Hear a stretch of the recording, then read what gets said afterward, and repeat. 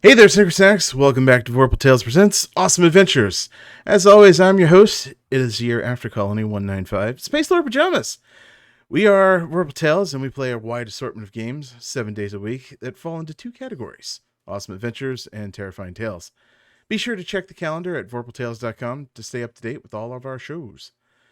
So for those of you following along at home tonight's Awesome Adventure is Mecha Taco Tuesday night. There will be definite rewards for any taco paraphernalia or actual tacos or grease stains. So yeah, if you can make that happen, good to go. We're using Absolute Tabletops, the Mecha hack, to run this tonight. Check out their cool schnizzle on DriveThruRPG or AbsoluteTabletop.com. They make some really cool scenarios and campaigns for 5e and other stuff. It's really cool stuff. Check it out. Remember to follow Vorpal Tales on Twitch and visit our website to find the link to and join our Discord.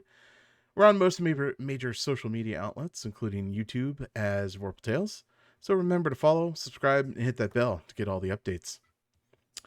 Vorpal Tales is also on DriveThruRPG. Check out some of our Vorpally supplements that include characters, monsters, and scenarios made for many of the games that we play weekly. Most importantly, subscribe to our Patreon at patreon.com/VorpalTales. Let's introduce our intrepid adventurers tonight, Eric, Selkie, Dave, and Ray. How you doing, awesome sauces? Tell us who you are and what your very basic concept for tonight is. Eric. Hi. My name is Eric. You can find me online at Maron Recluse, and tonight I will be playing Yumi while simultaneously butchering the Japanese language. My apologies in advance. Okay. Silky? Hey folks, I am Selkie. You can find me all over the internet as the Rebel Selkie. And tonight I am playing the pilot Uno. Cool. Dave? I'm Dave. You can find me on Twitter at TwinDeadTweets, and I'm going to be playing Lars Magnuson, the pilot of Viking Alpha. Nice. And Ray? Hi, my name is Ray Alexa, and I will be playing Quinn Sawyer, call sign Paladin Romeo, your engineer striker. Excellent. So this episode is brought to you by Large Marge's Donut Barn. Autumn is in the air, so why not fall right into an apple cider donut hole? Fit 3 in your mouth and get the 4th one free. Additionally, Vorpal Tales has some great sponsors who we would love to tell you about.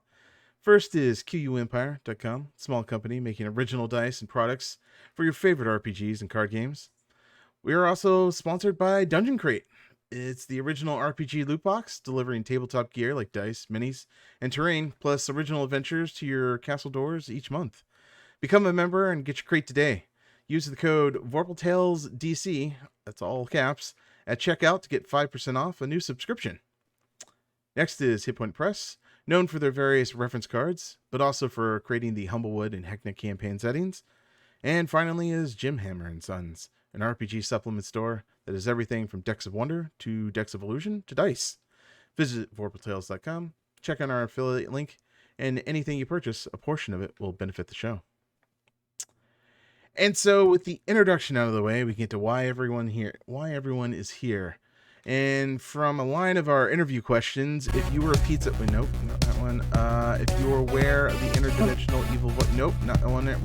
Where is it? Oh, yes. Are you familiar with the mecha genre and its tropes? So, yeah. If each one of you can name a familiar trope with the mecha genre.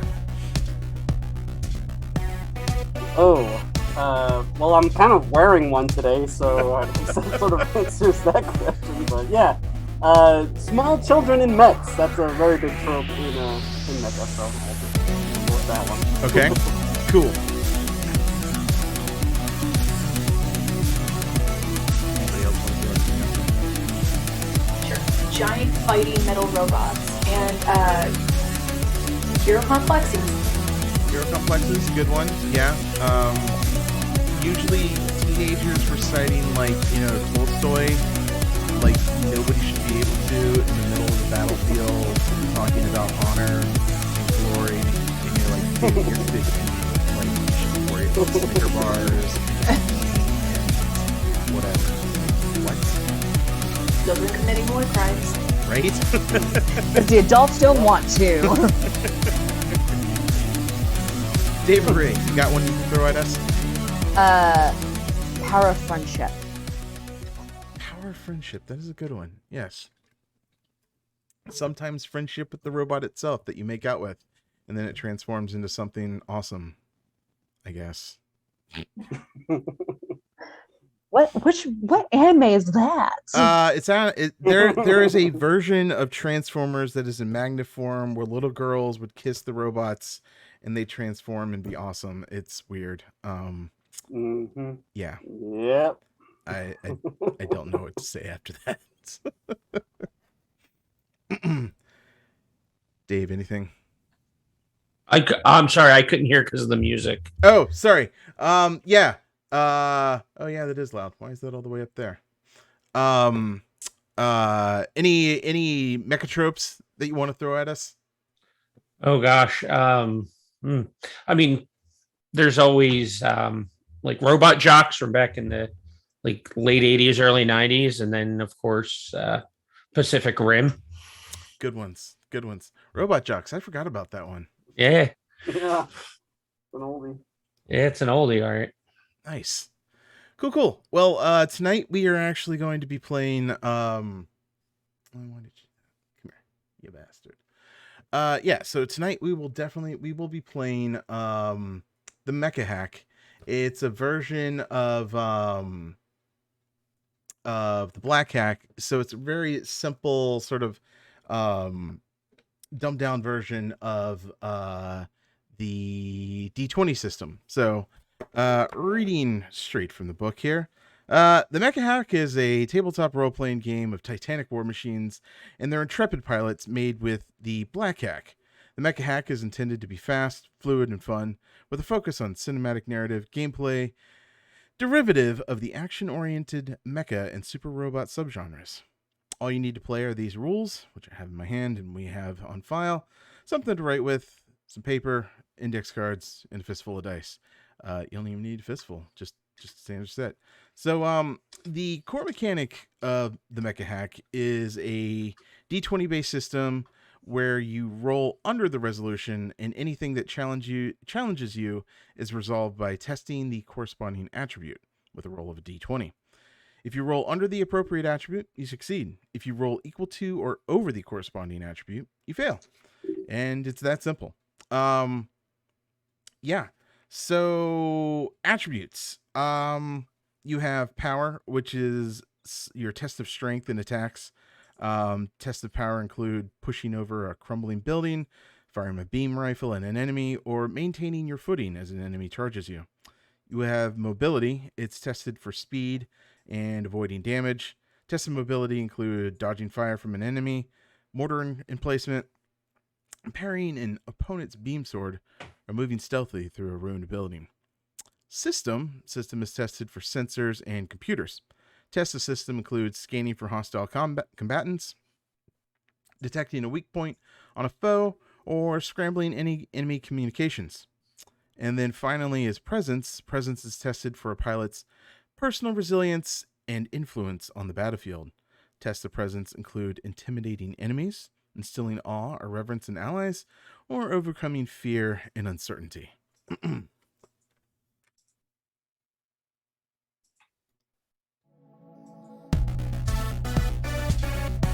Cool. So, any questions on your attributes? No questions, but the tacos for the Taco Tuesday part just got here. So Nice. There you go. I'll be right back. All right. So, those tacos show on screen. You're just going to get taco point. There are taco points. It's not part of the system. Damn, now I want tacos. Right? See, there you go. There is advantage and disadvantage in this game. Oftentimes, an attribute test will be modified with either advantage or disadvantage. If you have advantage on the test, you roll 2d20s and take the more favorable result. If you have disadvantage on the test, you roll 2d20s and take the less favorable result. While advantage and disadvantage often occur because of pilot or chassis abilities, the GM can also choose to reward advantage or impose disadvantage for a variety of reasons.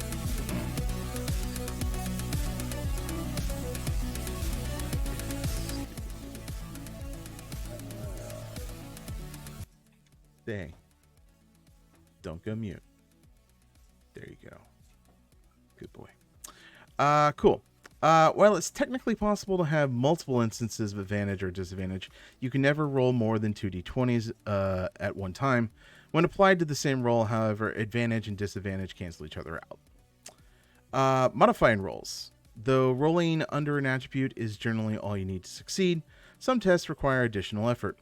While performing a particular difficult task or going toe-to-toe with an exceptionally powerful foe, the difficulty of the test may increase, and an appropriate modifier may be added to the roll at the GM's discretion. Specifically, this includes when fighting a powerful enemy. For instance, for every hit die the enemy has over your level, you add 1 to every roll you make for any test that would determine the outcome of the conflict. So a level 3 mecha defending against an hit dice 5 enemy's attack would add 2 to their roll. Actions. During your turn, you can perform any 2 actions. The available actions are move, attack, test, like test an attribute, or use. Sometimes you have like an item or a module on your mecha, and you can use it. So this is by no means a concrete list of actions, but most tasks in the mecha hack fall under one of these 4 categories. It's possible to take the same action twice, but you must also roll your reactor die. Mundane actions, such as communicating with your fire team or dropping a weapon, can be done as free actions within reason at the GM's discretion.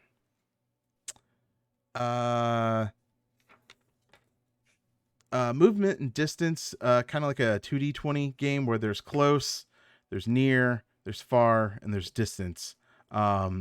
You kind of have to move through each stage in order to get to the next thing. So if something is near, you need to move, and then it becomes close, and then you have to move again to get to something far. So you have to step through the different zones of actions. There is mecha and pilot scale, so it is possible for you to get out of your mecha and just be your pilot. Everything that you do as a pilot versus the mecha is considered like 1/10. And if you take any fire from a mecha's weapon, you instantly die as the pilot. Initiative. Basically, you roll either your mobility or system, whichever is higher. And if you succeed, you go before the enemies. If you fail, you go after them. Your hit dice represents a mecha's power level and are determined by your chassis. Each hit dice represents an enemy's power level and determine how much damage they do and how many hit points that you have. So this is a game where basically you're doing all the rolls. I kind of do nothing. When you attack an enemy, you generally test power to determine your hit. When you're attacked, you are generally testing mobility to avoid taking damage.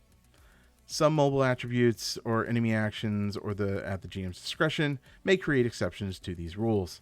The damage you deal is determined by your chassis, while your enemy damage is based on their hit dice. To make a melee attack, your target must be at close range. Range attacks against close or distant enemies have disadvantage. There are attacks of opportunity, so if you're in close range with something and you move out of close range, there's a possibility to get hit. Any hidden characters actually do not provoke this. So, like there's we just talked about the scout can actually go hidden in plain sight. So if they hidden in plain sight and moved, that they wouldn't incur a penalty. There are heavy weapons in this. Large, more powerful weapons like beam rifles, chain guns, and rocket launchers are considered heavy weapons and require 2 hands to wield. You add 2 to both attacks and damage rolls with heavy weapons. They're more difficult to aim, but deal more damage. If you do any unarmed damage, it is basically your damage dice just 1 step lower. So if you have a d6, your unarmed damage would be a d4. Critical damage is on a 1. 20s are absolute and critical failures in this game. There is cover, so you can say that you're taking cover behind a wall or a building or somebody else, I guess. And cover will provide disadvantage on range attacks against you.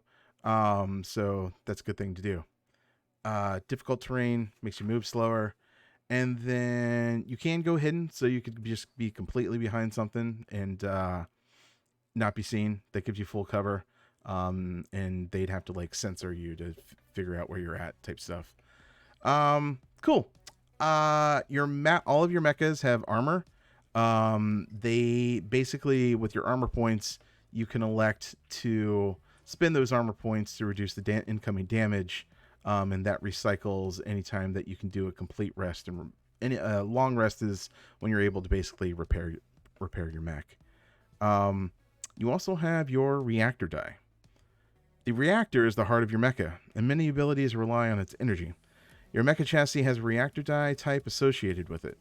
When you take the same action twice in one turn, use certain chassis or module abilities, or take damage with a critical hit, you must roll a reactor die.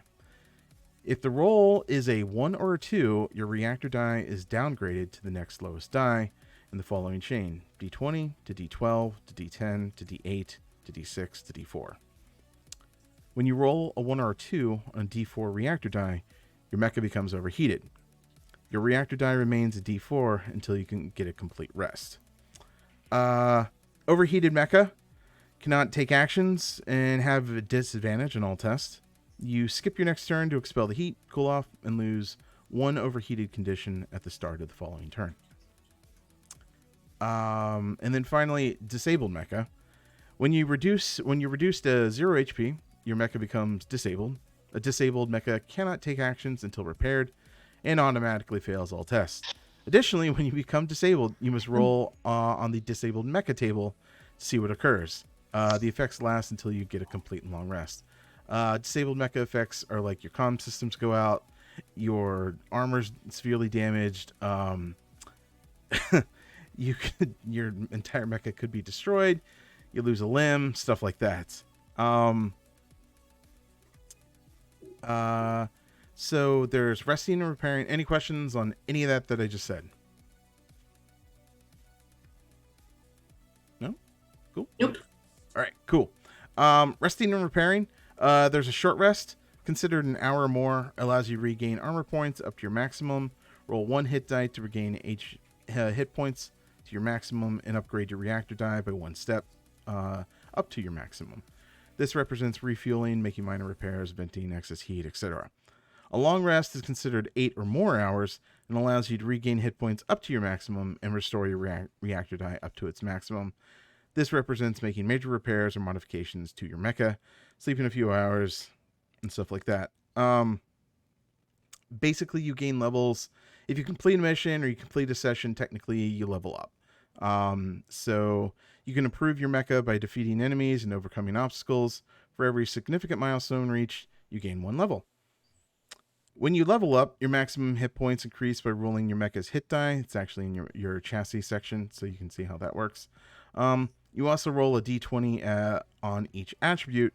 If the result is higher than the attribute's current value, that attribute increases by 1. That's kind of like Call of Cthulhu failing rolls. Interesting.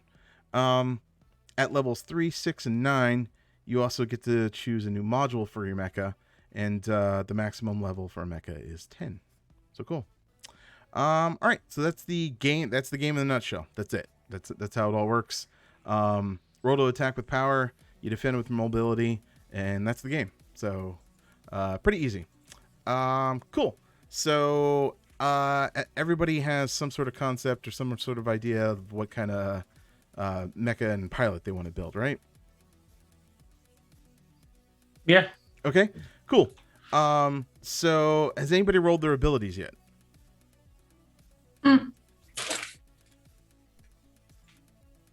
No? Have not. Have not. Okay, cool. Eric, I know you made your character already, technically. Have you rolled up your abilities yet? Yeah, I'm all set. Okay, cool. So we'll go through what are your abilities? Eric, what did you end up rolling for your power, mobility, presence, and other one?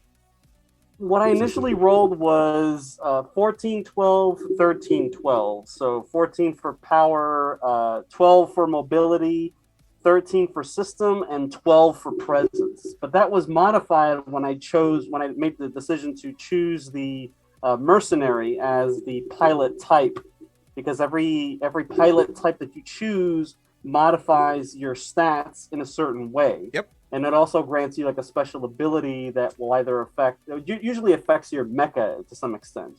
I chose mercenary because you start off with 2 modules for your mech instead of just the 1. Ooh. Yeah. I also picked Merc. Oh, cool. Good choice. Knowing that. All right, that's fine. We can double up. It's Oh, cool. yeah. So cool. So to create you create your pilot and your mecha. You follow these steps. You roll your abilities, choose your pilot, and then you roll a record, which is your name, which you did earlier, which that was fun. You choose your chassis, and then you get your call sign. Oh, we did call signs, not records, right? Choose your starting module, which is there's several in the book, and we'll just opt to take the starting equipment. Moves things a little faster, and so that'd be good. So Silky, you have not rolled your attributes yet, so I have not. Rolling attributes. Attributes in the Mecha Hack are generated by rolling 3d6 down the line in the following order: power, mobility, system, and presence. If you roll a 15 or higher on any one attribute, you must roll the next attribute at 2d6 plus 3 instead of 3d6. Once all attributes have generated, you may swap 2 attributes of your choice. Also, Sean, you have to change your hat. It has begun. Starting again. So I just Apocalypse. roll and put them in as I go down. Correct. Okay, so power is 13. Mobility is 14. Okay. System is, ooh, that one's kind of low. The system's only 10. Ooh, gross. Yeah. And then presence is also 10. Oof. Ooh. But you said I can swap out 2, right? Yes, you can swap 2. So so swap out means reroll? No. No. You can. Well, what's this? Once all, you may swap 2 attributes. You may swap 2 attributes of your choice. So I am planning on building a sneak robot. So having a 10 for presence having 14 for mobility is perfect. Yep. But having a 10 for presence is probably less than ideal, right? I mean, presence is more like your personality. So, I mean, it depends on how charismatic you want to be. I mean, the character build I'm going for is Quipster, so Right. Right. people could totally not like me, though. Not everyone likes a Quipster. So why don't we just leave it as this, and then if we level up, or if this character follows me over into November, we can fix it there. Plus, a Quipster adds 2 to your presence, so technically that'll be a 12. So Technically, that would be a 12. you'll be Okay. good. Cool. All right. So good at that for now, then. Dave, do you have your stats already, or have you not? Yes. You do? Okay. Yeah, I rolled a 17 for power, a 13, a 12, and a 15. Nice. Very nice. So Cool. what is system used for? System is like you're doing systems. You're checking. You're scanning the area. You're trying to hack and remote into systems remotely, or do remote locks or things like that. Okay. Basically, like a computer's role from most other games. Okay, and presence, you said that's more like sneaking around? Presence is your charisma. Okay. And then mobility would be your ability to sneak. Okay. So I will probably just swap my mobility and system then, because I don't see this as being a sneaky Okay. character. I know it's only like 1 point difference, but Right. I mean, that 1 point can mean a lot depending on the role. So. yeah. All right. But Cool. I still see it being sneaky. Question. Yes. Can I use my taco points for any of these roles? Yes. Driving the GM. Yes. If you would, since you have tacos on screen, yeah, I see you have a taco on screen. I will allow you to add 1 to any of your attributes. Hot damn. Okay. Nice. System became 11. My tacos are on the way, actually. Oh, nice. Okay. All right. Yeah. In the promise of promised tacos, inevitable tacos, I will allow you to add 1 to any attribute as well. I'm fine with my attributes. All right. Cool. Yeah. Ray. Have you rolled yours, or do we need to roll yours? I think did Ray freeze? No, it's up there. Hello. I am rolling. Okay, so roll 3d6. If you roll a 15 or higher, then you roll 2d6 plus 3 for the next roll.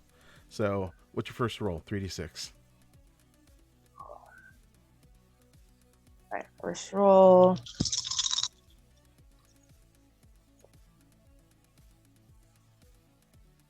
Uh, 13. 13? 13 for power? Okay. Yep. 3d6 again for your mobility.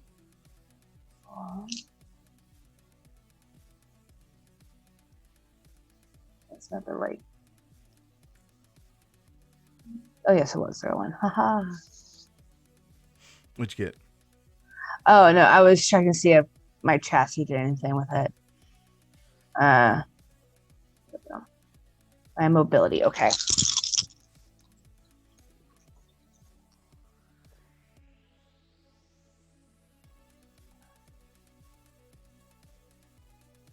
All right. With my mobility, that is 16. Nice. Okay, cool. And your system? Oh, what did you roll on that? Was it 15 or was it lower? Yes, it was 15. Okay, roll 2d6 plus 3 for your system. But but with my striker, I had 1 to my ability, so it makes it a 16. Yeah, but you rolled 3d6 and you rolled a 15, so Yeah. No, that's for the mobility. yeah, 2d6 plus 3. 4d6 plus 3.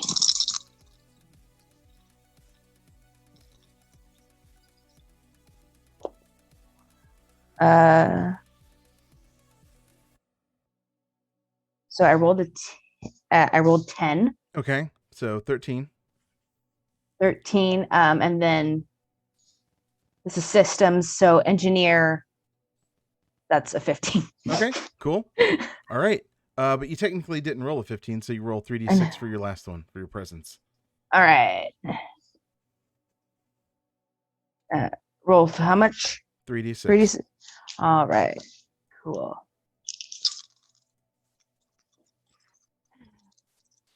That's just like the Tombstone ones where I got my little bonuses.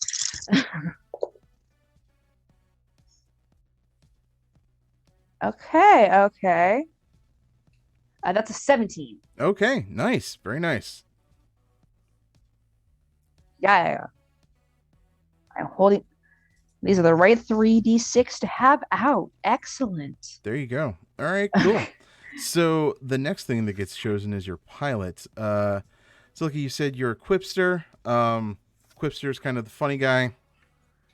At first glance, the quipster's nonchalant demeanor might mark them as the weak link of the fire team, but their jovial nature belies a deep, heartfelt magnitude that can boost the morale of their fire team and ensure victory. Your special power is inspiring speech.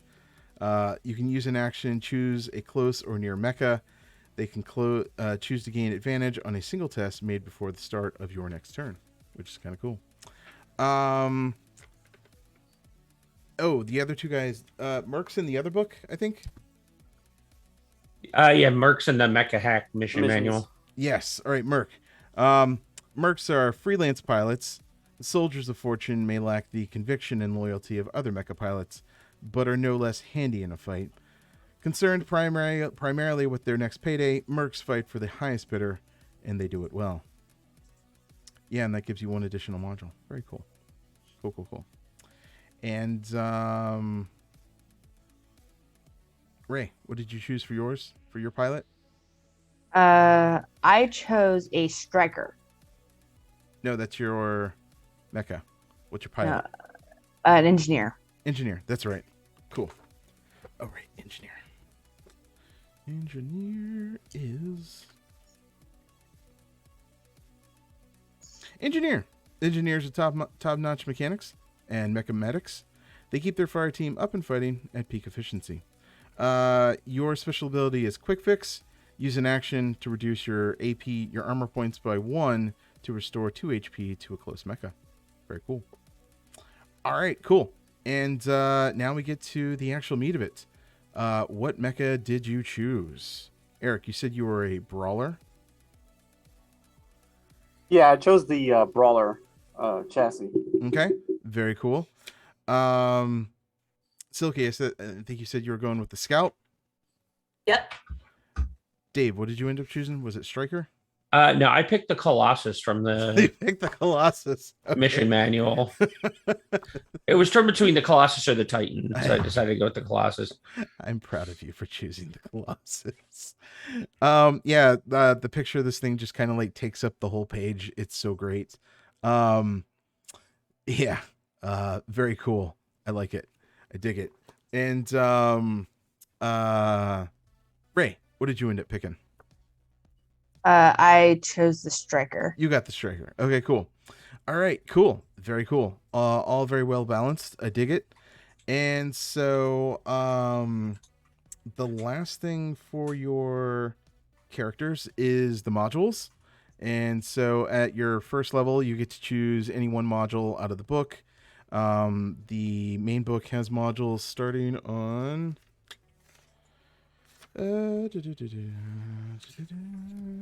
page 19. I think there's some in the mission manual as well. So, Eric, I know you got your character going. What 2 modules did you choose since you're a merc?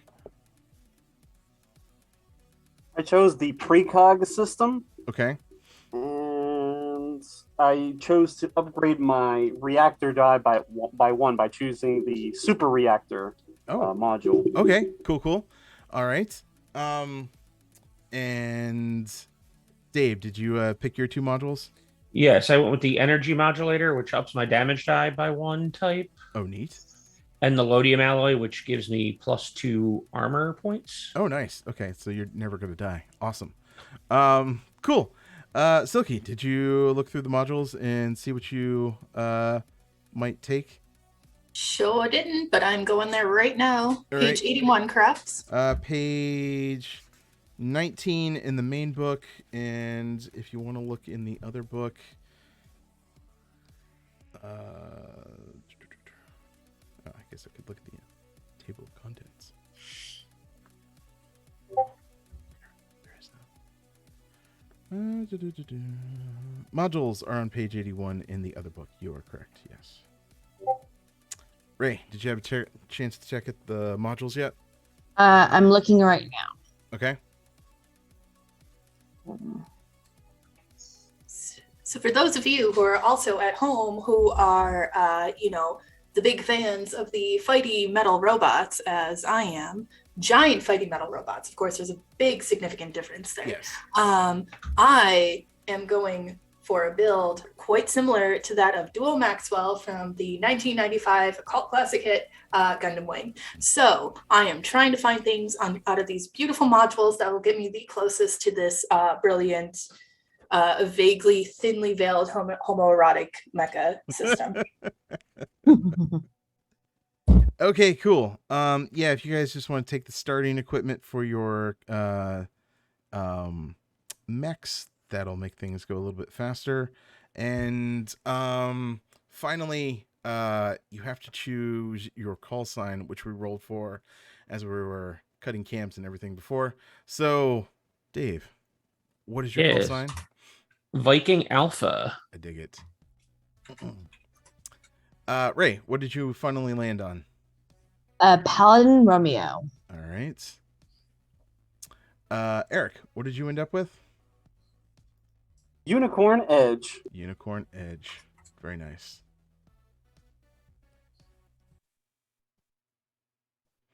And Silky, what did you end up with? We are going with Oracle Zero. Oracle Zero. Nice. All right.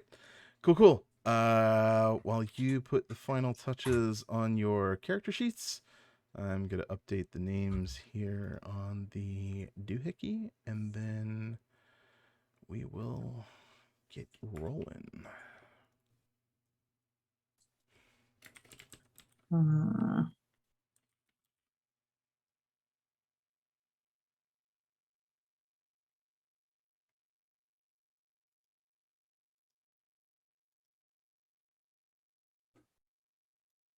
These are so cool.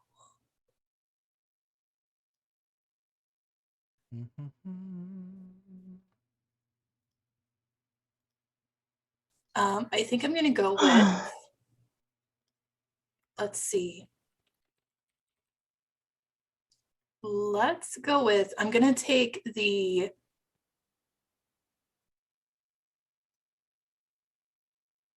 Oh, there's so much. It's so cool. Okay. Here's my question. Mm-hmm. Okay. So one of the ones that I'm considering is the reflective shielding. Mm-hmm. When you are dealt damage by a ranged attack, you can choose to deal 1d6 damage to that enemy. Roll your reactor die. So when I roll my reactor die, Mm-hmm. that's just to see how I handle like being hit. Yeah, so some abilities require you to sort of expend energy out of your reactor, and if you roll a 1 or a 2 on your reactor die reduces down to the next step. So basically it's just a test. Oh, pardon me. So I'm gonna go with the jump jets and the precog system. Okay, cool. I will be right back. My tacos have arrived. Nice. Get them tacos. And do we put that under chassis abilities on our sheet? I think Or there's under modules? modules. It would go under modules. Yep.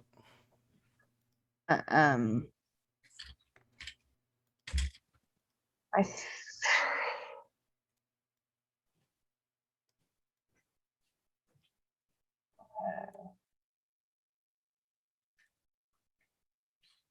and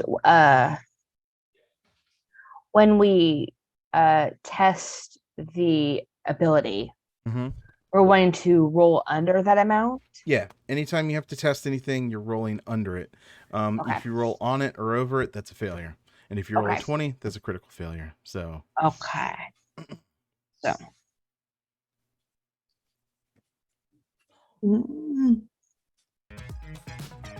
okay.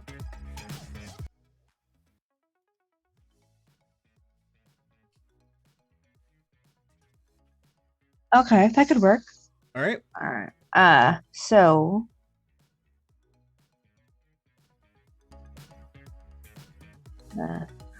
so what I have decided on is I'm going to take missile barrage as an attack action test power. If you succeed, deal 4d4 damage divided as you choose between enemies at near or far range. Okay, cool. And then I'm also going to take a defensive one, which is the reflective shielding. Okay, awesome. I dig it.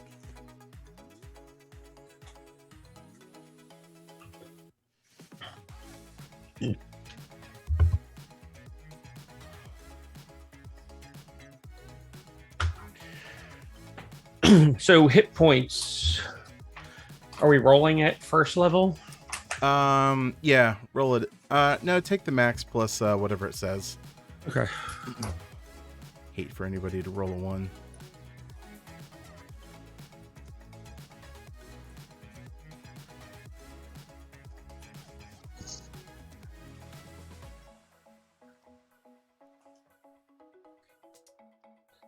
And how do we determine armor points? Is it just what it's the equipment? It'll say in your chassis section. Okay, so like heavy armor gives me 5 armor points. Yeah. Okay. Darling DM, apple of my eyeball. Mm-hmm. Can you gently and kindly and wonderfully remind me again how we roll for hits? So if you're attacking, you're rolling power. Oh no, I'm sorry, I meant hit points, like our life. Take the max of whatever your die is, and then add whatever it says there in your chassis. Right. Okay, and then like for my chassis abilities, it's for like me, it would be the adaptable robotics and reactor charge. Mm-hmm. Okay. Just highlighting, copy and pasting that bit. There you go. So yeah, for those at home, the striker's abilities are adaptable robotics. When you roll a 20 on a test, you can choose to re-roll the die. You must use the new roll.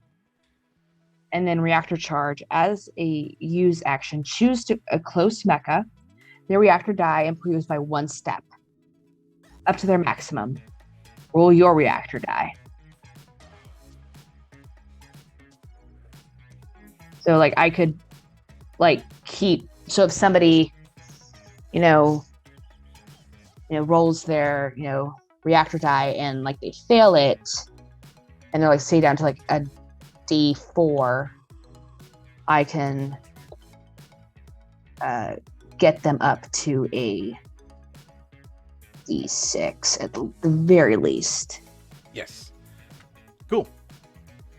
So, everybody got the character settled? I think so. Okay. Cool. So let's talk a little bit about your characters that you've come up with. Eric, I see you're dressed. Would you like to tell us about Yes. your character? Yumi's kind of a strange character, go figure with me, but she largely keeps to herself. She's actually a pretty quiet character, so she doesn't play into the typical tropes for an anime mecha pilot character. She's in her teens, she's got to be like close to her 20s at this point.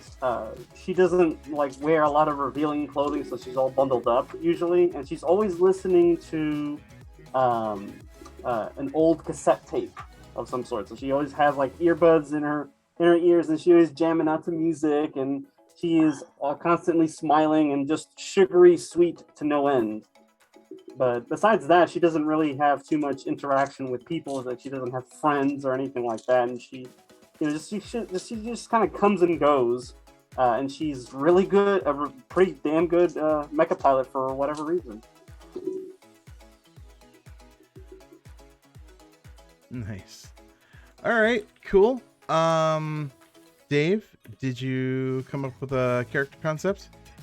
Yeah, it's Lars, probably his mid to late 40s appearance, kind of rocking a bit of a gut on him. Just kind of haggard looking. Looks like he's seen a lot of miles. Hair's going gray, big bushy beard, chomping on a cigar. Dig it. Very nice. Yeah, probably in coveralls with like an old style, like bomber style jacket. Cool. Ray, any concept for your character? Yeah.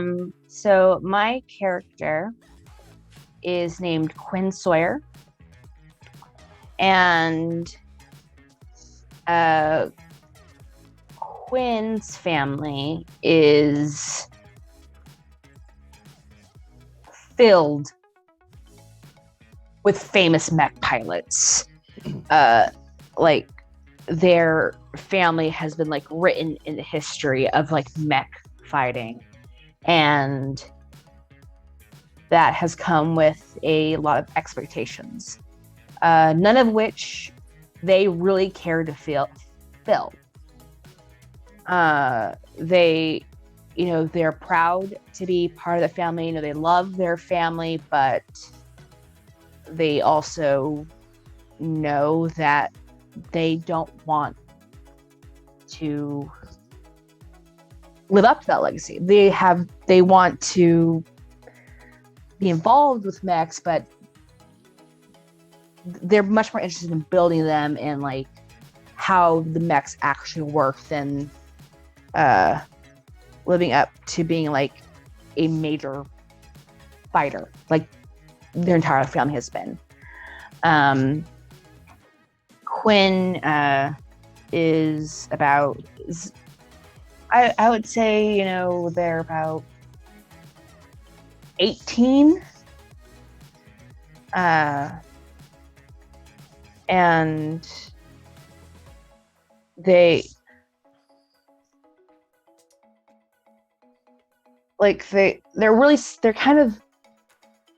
look like they work out, but only occasionally. Like kind of pale because they spend most of their time inside, and they keep like their hair tied back.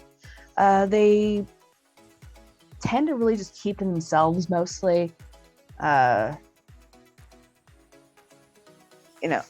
like probably always like has like something like they're working on, just like they're making like a little engine or whatever, just that kind of thing. When people talk to them, they kind of like have this, like other people have this expectation of how the conversations go, like, oh, you're a Sawyer, so love them. It's like, that's not how I thought you were going to react to that. Okay. Nice. Okay, cool. And Silky. So, I went into this completely under the impression that I was not going to play into any of the stereotypes of Gundam Mecha, and I lied to myself. Named my character Uno. They're a quipster. Their chassis is a scout. I definitely was toying with the idea of making him a 15-year-old boy, but I strayed away from that just because I already deal with 15-year-old boys in my everyday life. I certainly don't want to play one right now. So a older, late 20s, early 30s, family was wiped out by a plague during one of the great mecha wars of so-and-so. And I am the epitome. I am the caricature of death. I shall make all of the jokes. I shall run and hide, but never tell a lie. That is Uno. And that is what we're dealing with. For those of you who got that reference, you're welcome. All right, awesome. It wasn't me.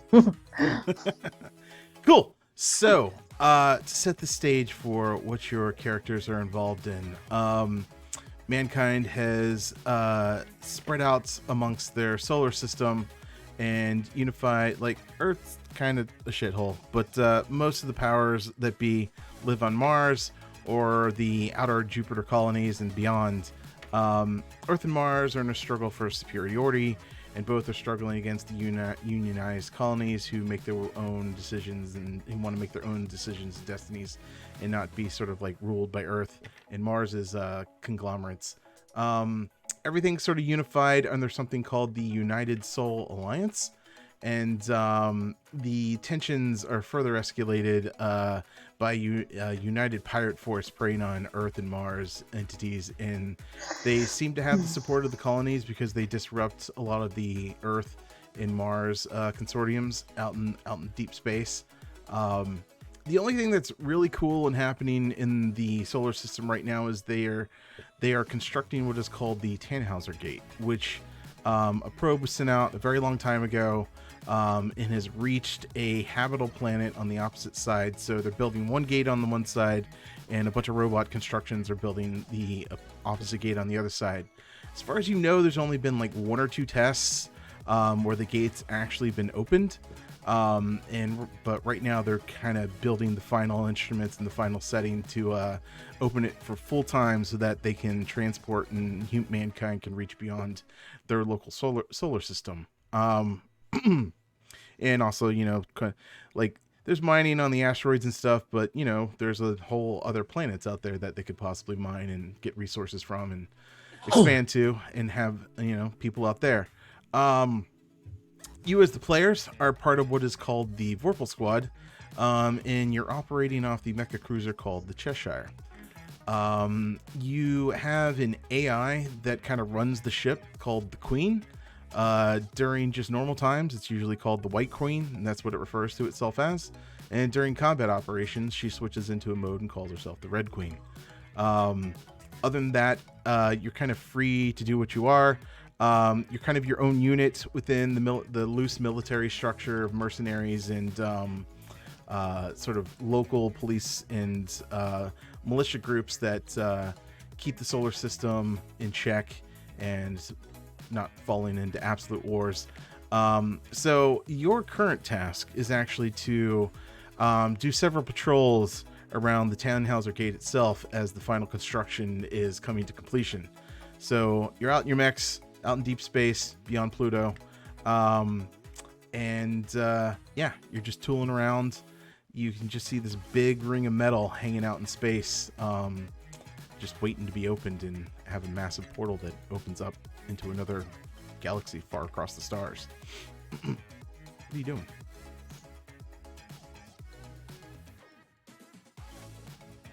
So are we on board the Cheshire as it's patrolling, or are we like in our suits in space? You're in just, your like, suits jetting in around? space, just kind of doing a patrol around the Tannhauser itself.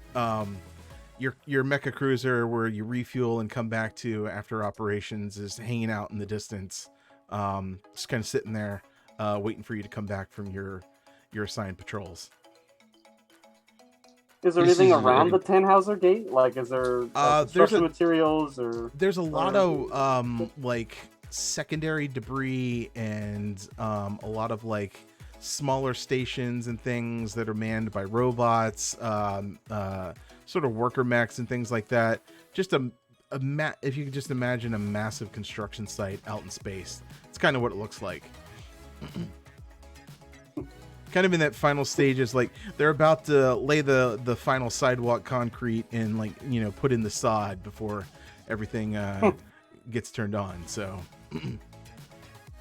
you've had to do one or two of these patrols before. It's just kind of, it's almost considered like, you know, easy work, busy work for the lesser known squads. I tell you, I have to get transferred to a different squad. This busy work is very annoying. Yumi would just be humming some Japanese pop song, some obscure song, like over her comm, and getting yelled at for like keeping comms quiet.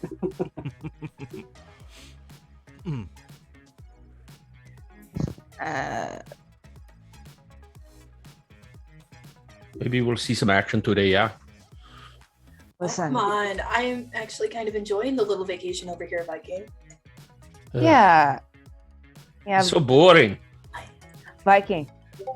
Look at this. All we're missing is a Speedo and a day on the beach. Why are you complaining about this?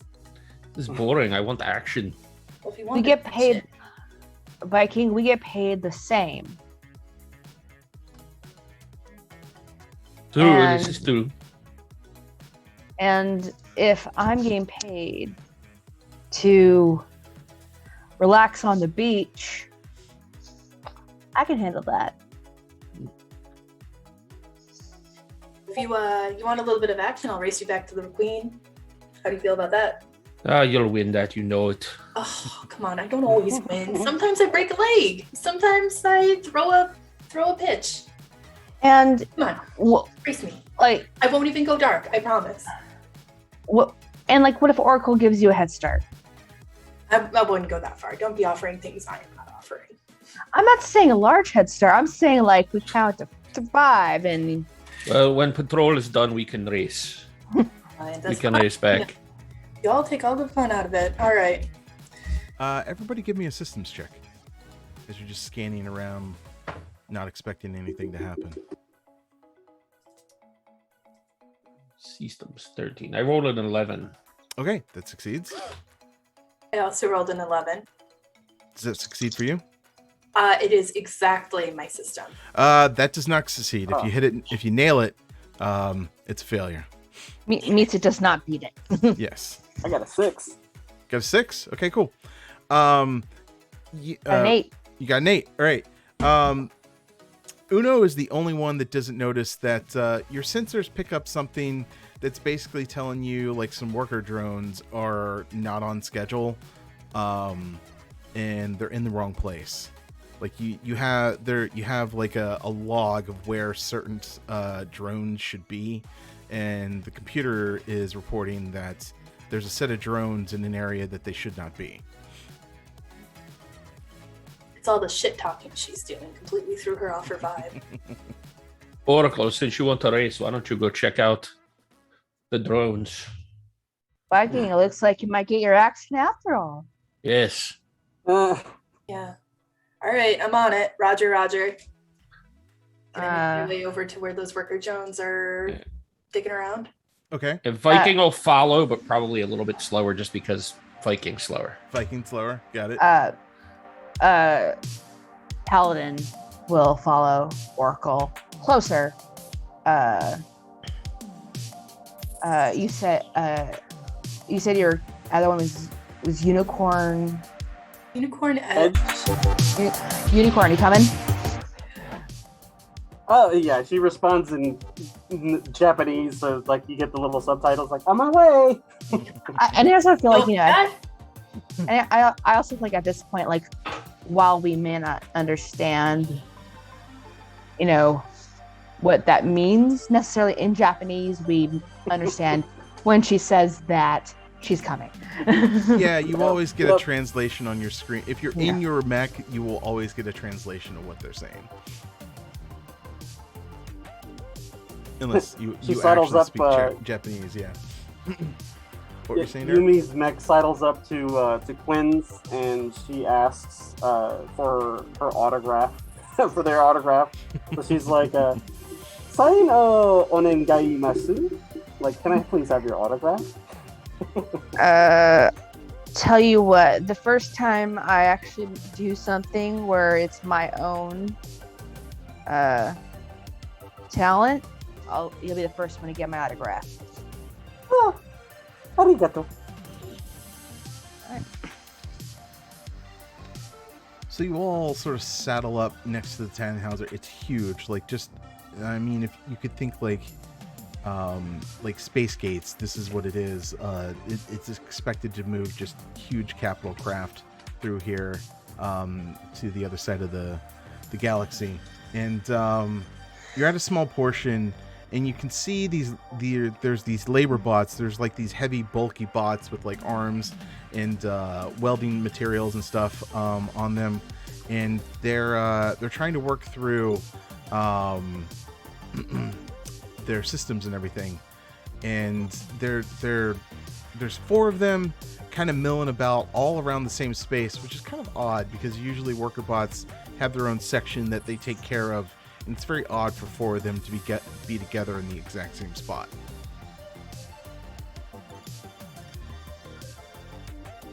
How would we figure out if something was wrong with them? Would that be a system? System. Yep. You could try to get into their signals and systems and see what their coding saying they're supposed to be doing. Quinn, can you take a look at, see what's wrong? All right. Oh, wait for me, wait for me. Along behind, scanning as she goes. That is a 3. That probably rolled under your 15, yes. yeah, let me know. The number doesn't matter, just whether if it's a 1 that matters. If it's success Okay. or a failure, that's all that matters. Okay. Rolled a 1. Did Yeah. you? Rolled a 1 in Astral. Yeah. Okay, Wow. very nice. All right.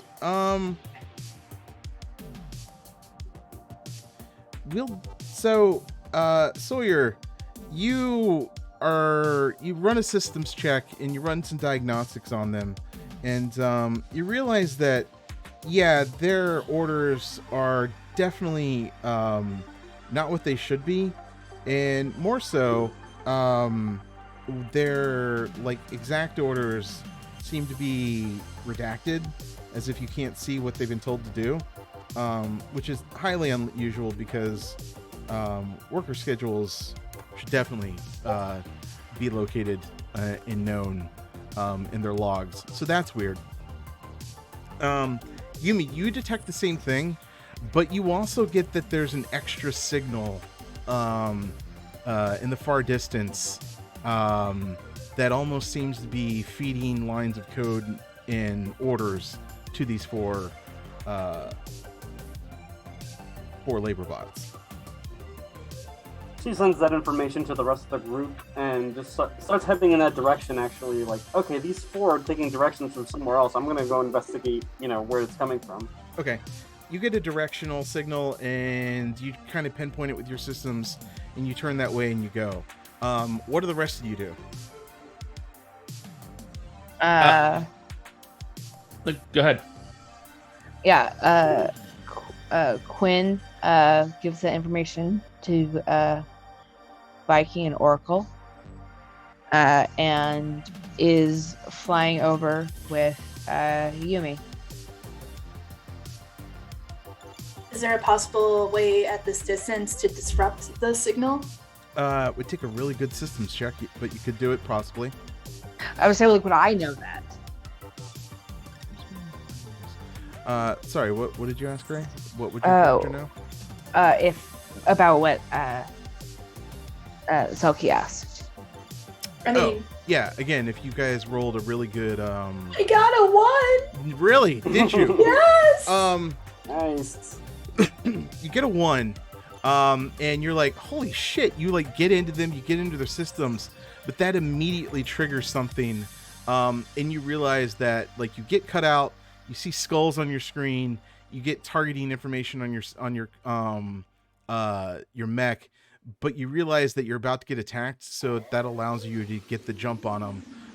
You get 1 free attack against them before we start getting into actual combat. Yes. So can I just let everyone know on the comms that I got someone on my 6 and Yeah, they all get lit. Like as soon as you tap everyone into gets their lit up like a systems, Christmas everyone tree. starts getting lit up. All right. So can I attempt to target where the hits are coming from and Yes. or the It's the labor bots themselves. They're about to turn on you and attack you. Oh, good. So, seeing that I am fairly close and I have that advantage, can I... So my starting armor, my starting equipment is a revolver and a dagger. Can I... If I'm close enough, can I just try to, like, nuke one of the worker bots in its comms and, like, with my lightsaber dagger thing? Oh yeah, you definitely could stab it. Sure. Yeah. Move in and stab it. Yeah. What am I rolling for that? That is that power? You any type of attack usually is going to be power. If something attacks you, you roll a mobility. Okay, so I pass. Okay, cool. That means you attack it. So what's the damage? The damage. So my damage die is a d6. Yep, So roll that. Just 1d6. Mm-hmm. That's a 5. 5. All right. So you get detected. They immediately get firing solutions on you, but you like zoom up real fast and just jab that thing in straight through its armor, and it sparks and sizzles. Everybody else, roll your mobility or shoot. What was it? Mobility systems, and whichever's higher. Let me know I if succeed. you succeed or if you succeed. All right.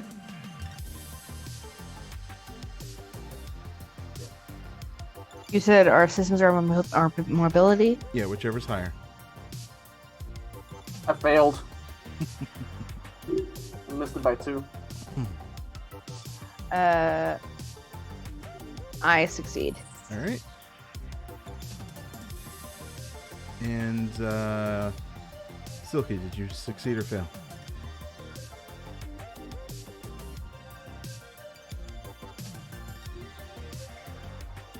I succeeded. Okay, cool. Excellent. All right. So we have 3 succeed and 1 who failed. So that means the 3 of you who will go before the enemies, and Yumi will go after the enemies. Of the 3 of you, who wants to go first? I'll go last. Okay. Ray or Silky, who wants to go first? I think because I was there with Yumi, it would make sense if I went first. It's up to you. Each of you decide Yeah. who does what. I'm okay with being in the middle. Okay, Yeah. cool. Ray, what do you do? All right.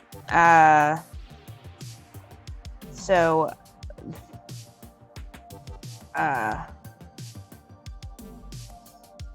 my question is, as an engineer, would I know the most efficient way to like just handle it?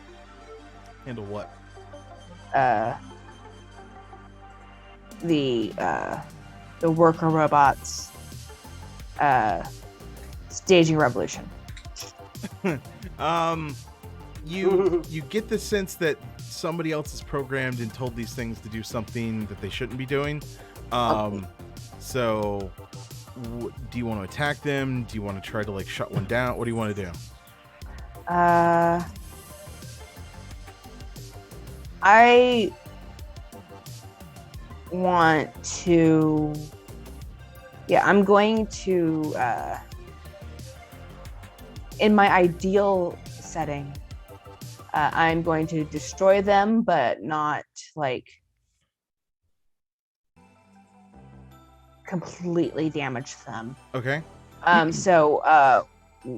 Because I want to take them back and study. Okay. So you still an attack. GM will say whether or not you overkill and destroy them. So, Like, I mean, they can be destroyed. They just have to be intact enough to where, like, I can figure out what changed in their system. all right. Yeah. Cool. That's still a power roll. So, All right. do a power check. Yeah, we're. All right. That's a success. A success. Excellent. That hits. What's the damage?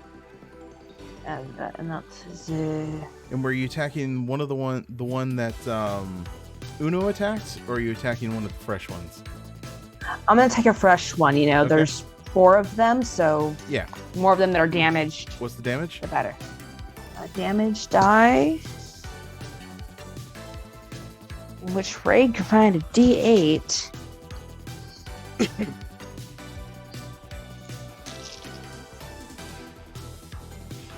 Found it. Cool.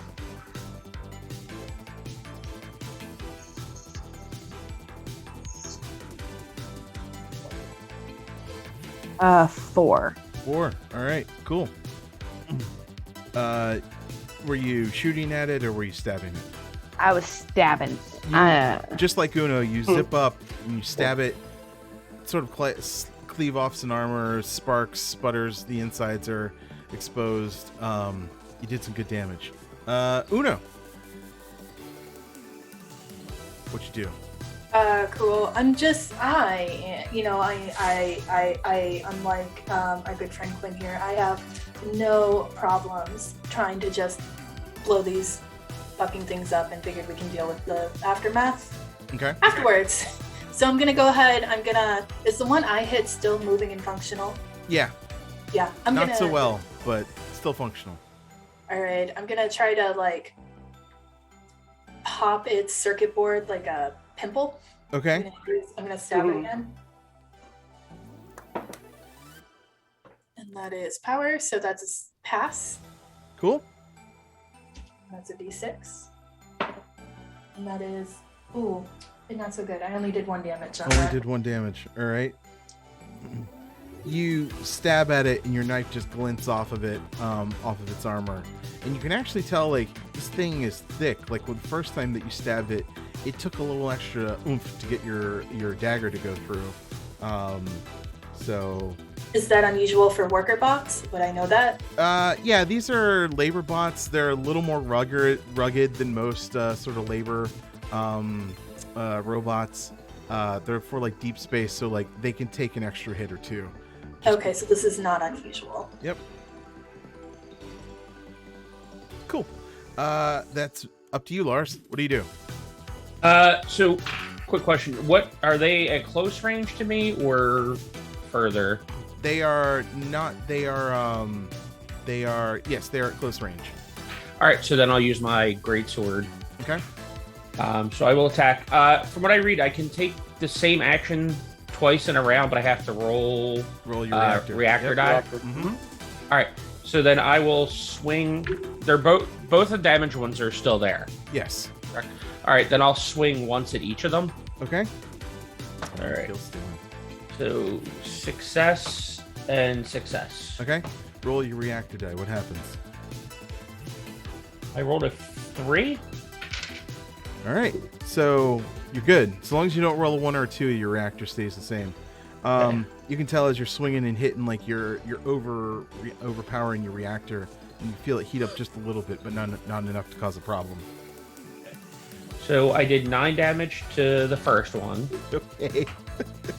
And 9 damage to the second one. So, you two are just poking at these things with knives.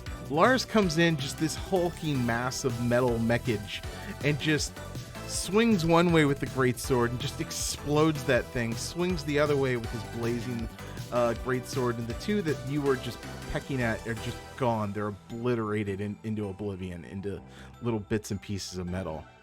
Can I say something over the comms, or does that require me to take Never requires you. You can always talk. All right. Can I just say, hey, Elric von Beethoven? Like, Who is this Elric? Is he here? Listen, I get it that you wanted to see some action. Thank you so much for the help. We didn't need it yet, but maybe do you want to take Yumi and see if you can figure out where the signal's coming from? I think Quinn and I can handle this part over here. And It looked like you needed my help. I'm just saying. Listen, can we compare sizes later when the middle is something? Okay, Wolfgang Amadeus, I appreciate the help you gave, but I need at least one of them to remain intact. Can you Lego Polly Pocket this later, maybe? That's the plan. I mean. Kochira desu. You see, Yumi just kind of points towards the direction where the signal's coming from. Like, I already found them. What she said. So, She said, Yumi, "This way." Little Miss Murder. you point, and then where you point, there's like a flash, and then all of a sudden, this streak comes straight at you. Give me a mobility check. Oh, dang. Ooh, protect the baby. Somebody protect the baby. I rolled a 7. You rolled 7, succeed. Yeah. Excuse me, we're both baby. It streaks across, and it misses you. You're like pointing. You kind of looking. You're like shit, and you just zip out. You jet out of the way, and it actually hits one of the other worker bots as it's trying to destroy it. Apparently, Ducky! I feel like the theme song from Your Lie in April is playing right now.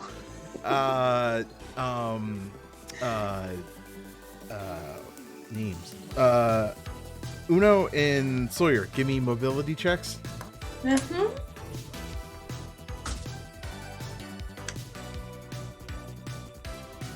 I will remember these eventually.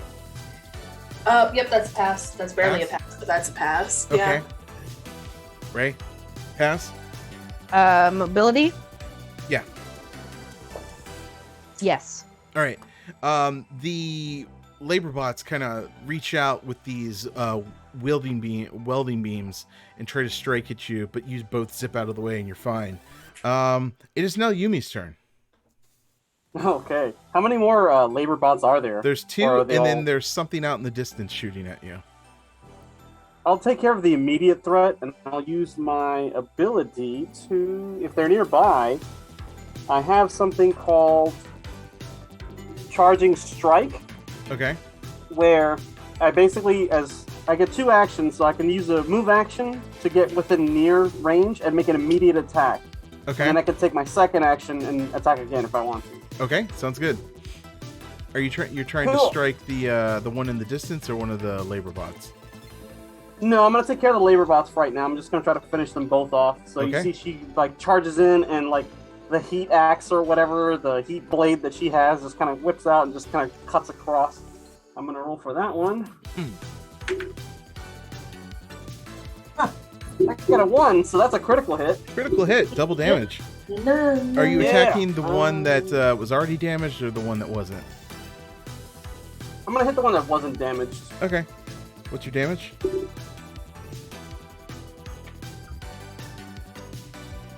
I got a 6, so that's 12. So you zip, you sort of like get your jets going, and then you immediately just like open the gates on your jets, and you come in and just swing down with your scythe, and it cleaves it in 2, and just there's just small explosion, and that one's sort of Nice. mostly intact. Excellent. Cool. After I cleave that one, I just turn around and blast the other one with the my submachine gun or whatever. Mm-hmm. It's really for the other labor bot. The other labor bot. Yeah. Okay. I'm gonna try to take them both out quickly. No, Yumi, they don't want any help. I got it with a 10 this time. Okay. What's the damage? Damage. 5. 5. Yeah, so you go in, just steal these other two. You cleave the one, then you just come back with a backswing on the other, slice through it, and that one explodes, and they're both gone. So yeah, now the labor bots are dead, but you know that there's something that shot at you in the distance. What do you do? Yumi's excited that she just blew up 2 mechs by herself. She's like, yeah. I did it. Very good strikes. Yes, very good, Yumi. Silky Sawyer or Lars, what do you do? Is Yumi the only one who can see this attack from the distance right now? You all kind of saw it, but you don't have sensor reads on what it might be. All right. Can I cloak and see if I can get closer? Yes, you can. All right. I'm going to toss up my cloaking field. Okay. And for those of you at home, as a use action, activate your cloaking field and become hidden. And I roll my reactor die. So roll my reactor die. What number am I rolling for in my reactor die? Anything but a 1 or 2. Yeah. Okay. So I got a 3. You're good. I'm good. And then also, I have an advantage, if I'm not mistaken. I have an advantage on attacks when hidden. Okay. So. Give me a quick sensor to see if you can actually detect where this thing is exactly. Sensor would be system? System, yeah, sorry. I pass. Pass. You get out there and you're cloaked. It can't see you. You can't really see it, but you notice there's this flicker in the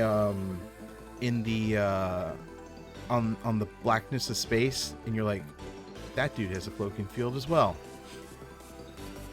We're comparing sizes. All right. So he can't see me, and I can't see him. But I know because it's glinting off of the light of the deep space. Can I just pull out my revolver and just take a pot shot at it? Sure, give it a try. Okay. Is that I roll and then roll my damage die, correct? Or do I just roll to see if I hit first? Roll your power to see if you hit, and then roll your damage if you hit. Okay. I hit. You hit. Cool. And then I roll a 5. You roll 5 Yeah. damage. Nice. You hit, it glances off. Immediately you see sparks, and like the field drops as it wavers, and you can see that there's a Mecha out there with a big old sniper rifle type weapon. Oh, good. Sawyer or Lars, what do you do?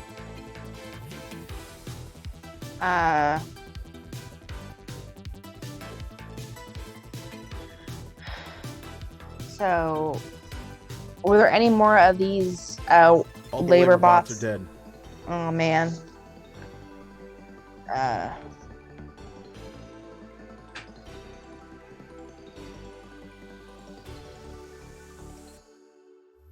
don't know. Come back to me. Okay, Lars? Lars will move closer and pull out his beam cannon Okay. and fire, Nice. or attempt to fire. I did succeed. You did succeed. Nice. All right. What's the damage? 7. 7. Okay. You know that this thing's looking pretty messed up from Uno's previous hit. Do you just want to get a straight up kill? Do you want to disable it? I think disabling it. Okay. So you sort of cut your shot a little bit, not dead on, but a little off-centered, which that beam just sort of scorches through half its torso, taking off its arm and its leg, and it disables its astrojets, and it just kind of starts to tumble through space, and you can hear just like screaming and just like, no, don't kill me on the comms or whatever. Relax, we aren't going to kill you.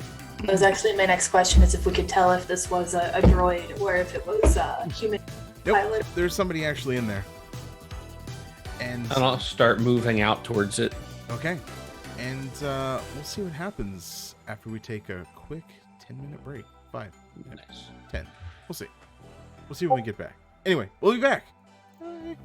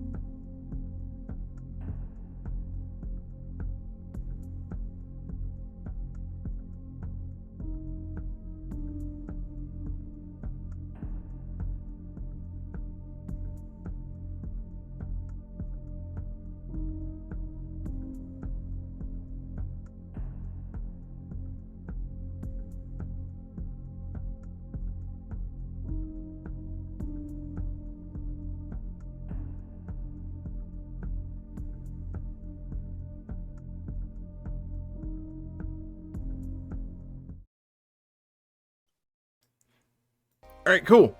And we're back. And so Lars just slagged this mech, and it's tumbling through space.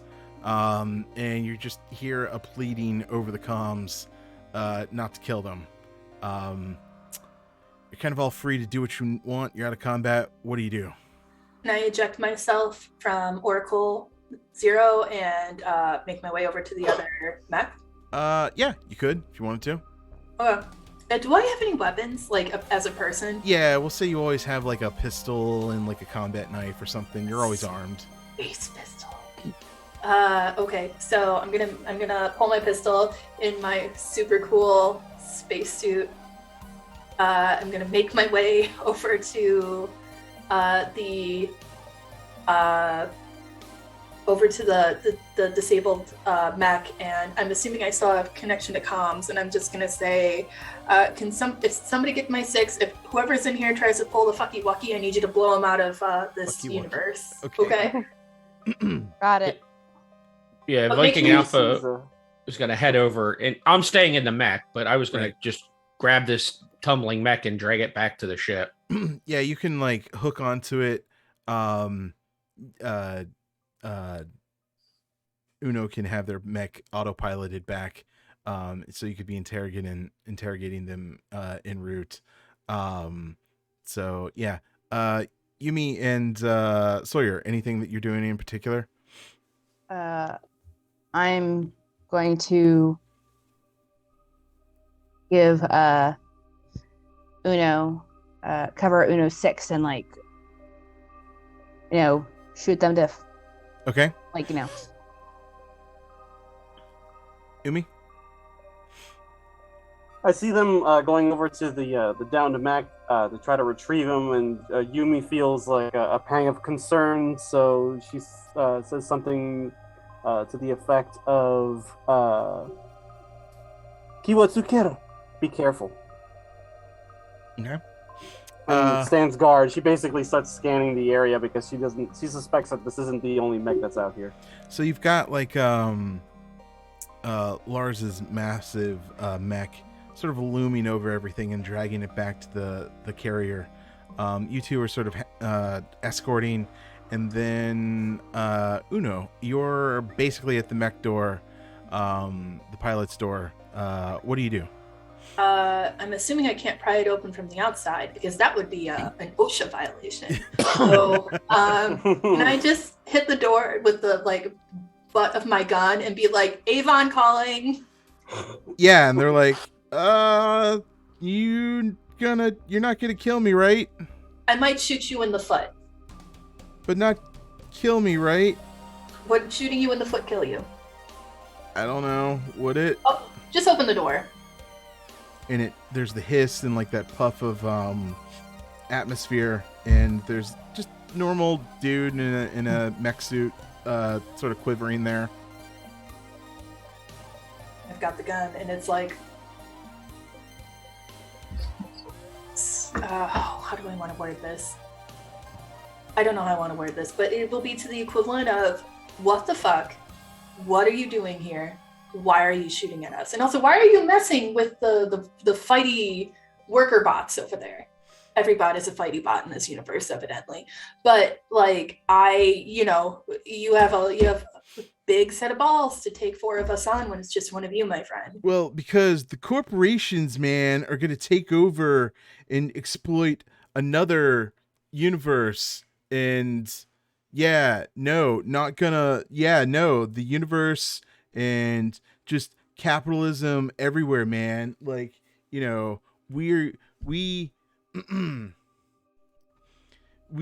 of the Astral Trash Panda Environmental Coalition will not allow this. Oh, listen, kid, if anything, I agree with you that capitalism is bad and we're all floating down the toilet stream of hell, but I do not appreciate getting shot at. That's fine. You shouldn't have messed with my bots, man. Shouldn't have, They were our bots first. We put them there. Well, you see, we were gonna, I took over the bots, so possession 9/10 of the law, man. That's awful. Yeah. Anyway, you gonna arrest me or not, copper? Do it. Do we all hear this, or is it just? Yeah, unless they're not letting you in on the comms channel. Yeah, you of course hear this. I'm assuming you can probably hear me on the comms, but it's like, do I actually look like a cop to you? What about any of this screams I am a cop to you? I don't know. You're like working for the military man who's like, just the long arm of the law for corporations, just taking over and bringing the rich, man, organizing the government to like do their bidding, man. Oh boy, they're gonna open that gate and it's just, we're all gonna die, man. Oh boy, howdy, are we gonna have a conversation about what late stage capitalism looks like and how military is actually an organization of the poor that have been taken care of, or taken advantage of rather, but we will have that conversation another time. Whatever. Right now, Sounds like garbage, man. Right now, I just need you to shut your trap. I need you pull out. I'm assuming I have a pair of cuffs. I'm hoping I have a pair of You cuffs. have in this something space. to bind him and Okay. pull him out of the mech. Slagged mech. I'm gonna pull you out, and I'm going to hope to God you have had a shower very recently, because I'm about to put you in my very nicely upholstered mech, and I would not appreciate your hippie stink being left behind. You can definitely tell, like, the suit's nice, but there is some hippie stink inside that Oh, suit. if good. he Oh, opens it up. good. Nothing like a trust fund baby trying to fight the man. Okay. So I'm gonna just zip him up and grab him, collar him like a misbehaving kitten, and I'm going to float my way back to my own flotilla. I'm gonna float my way back to the Oracle. Whatever, man. TS is gonna take you down. Oh my Yeah. God. Are you really that angry that daddy didn't give you another raise on your trust fund? Like, Whatever. good Lord. You don't know me. Yumi turns in her suit to the rest of them as this guy's like yammering on and just goes, crazy. Ooh, yes, you're right, kid. All right. Hey guys, dude's apprehended. I don't know if he's the only one. I'm gonna figure that out. You did a I quick guess- scan. There's nothing else in the area that seems of any danger. White Queen reports back that there's no hostiles in the area and that the patrol seems clean. Bring them back in. All right. Do we risk taking this kid with us, or do we just tie him to the back of his mech and make him hang out there until the actual cops come to get him? Take him with us. Okay. I mean, we were We told don't- to bring him back to the White Queen. We don't know when like the real cops are gonna show up. I mean, I have less sympathy for this asshole because he literally just tried to kill us. But I mean, that's fair. We'll take him back to the Queen, and I look at him and I shake him by the back of his neck. And if you try anything on that home base, Whatever, man. you'll be You know eating what? exhaust You all for get the your next comeuppance forever. when TS does his thing and brings you all down, man. Yeah. Do you not know how child soldiers work? You know what? That's fine. I'm not going to try to have these conversations with you anymore, Mr. Udemy Network, like education system. Whatever. Let's just go. Lawyer. Wait, Uno, what we could do when we came back to base is like tie him to a chair and like put a sock in it. Put a Who's sock in the that? chair? That seems like an odd punishment. And then like in a room by himself and then like play like recordings of like the stuff that we don't want to say to him, just like pull up YouTube videos and like make him listen to those. So like the YouTube can like give him the lecture. It's so weird. Oh, you're talking about psychological torture. Yes. Ah, Kid, you're like Very good. 15. No, it's fine. It's fine. No. We've all been there. We've all Well, been no. I said yes for him, like, no, I meant like the lecture that you didn't want to give him.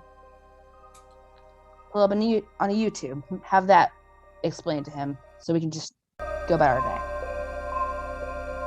there. Yeah, I suppose that'll work. Either way, I am so done with this kid right now. How do I always end up with these? Yeah, so make your way back. I'm just going to, with the propelling of lack of like zero, obviously zero gravity. I'm just gonna fling the kid into my chassis. I'm gonna make my way in, close the door, make your way back to the White Queen. You all make it back to the Cheshire, and the White Queen. The White Queen greets you and is like, "Welcome back. You've sustained minimal damages. You can stow your prisoner in the brig, and we'll drop them off at the nearest USA Alliance station." Yumi goes up to the captive and just kind of like pats him on the back, like, hello, and just says, Yokoso, like, welcome. You actually have no captain. Like, the White Queen basically gives you your orders and is sort of like your commanding officer, executive officer. Otherwise, you're kind of an autonomous unit that just gets their orders and goes wherever. So you're really, other than a few techs and things like that, you're the only ones that have any sort of like military authority on the ship. She's basically Google.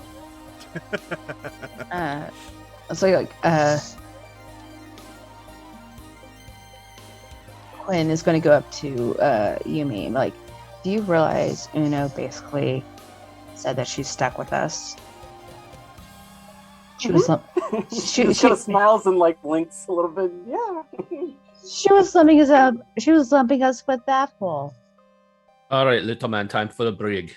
So I'll grab the guy and start taking him to the Is brig. Lars a big dude himself? Just yeah, I'd say he's pretty big. Like, he's physically big, not like right. He's strong, but he's not muscular. Like, right. More like a weightlifter. So he's like versus a bodybuilder. Like dad swole. You Yeah. want to pump? Exactly. Think of him like dad bod swole. Dad bod swole. Got it. Yeah, you kick off his helmet and it's just full of like dirty hair and just like he's got weird facial tattoos and things that you realize it just kind of wipes off. He's just a poser. And he gets thrown in the brig. He's just like, I want my lawyer, my phone call. Sorry. Yumi's just pestering him with questions. Just like randomly talking to him Japanese. Doesn't care that he doesn't understand Japanese. Like, what's your name? How are you? Welcome to our base. Why are you talking to me in a weird language, man? It's not cool, man. This is torture. She smiles and just... Quinn is going to shove him in the chair and then like tie him up and like put a little sock in his mouth and like maybe tape it in there. Just like, you don't have to do it, man. And then fucking torture. Your Majesty, will you play some of the some links to like those to play Nyan Cat for 12 hours. That will happen. Yes. No, I was gonna say like paid for 12 hours. I'm down for that. That's real torture. I'm sorry, I thought that's what we were going for. If we were actually going to break like preventer laws. Conditioning on him. White Queen asks you all to report to the bridge for debriefing and for your next assignment. Head to the bridge. Like immediately or at a certain time later? Just within, soon-ish. Okay. Puts on her headphones and starts dancing. Cool. Lars, anything that you do between throwing that guy in the brig and moving on to debriefing? No, I figure he'll move to... He's a very professional mercenary. Okay. So he'll head up to the bridge, and then after that, if there's time, we'll probably get something to eat and stuff, but... All right, cool. He'll report to the bridge first. Uno, anything in particular that you're doing? Nah, I'm gonna make my merry way up to the bridge. Okay, cool. You you all enter a room. There's like a kind of like that typical thing where there's like a control center in the middle, a big old sort of like table that has holographic stuff on it. There's a lot of seats in here for like a larger squad. but there's just the 4 of you right now as part of Vorpal Squad. Vorpal Squad has been formed, reformed, everybody died, reformed many, many times over the course of history.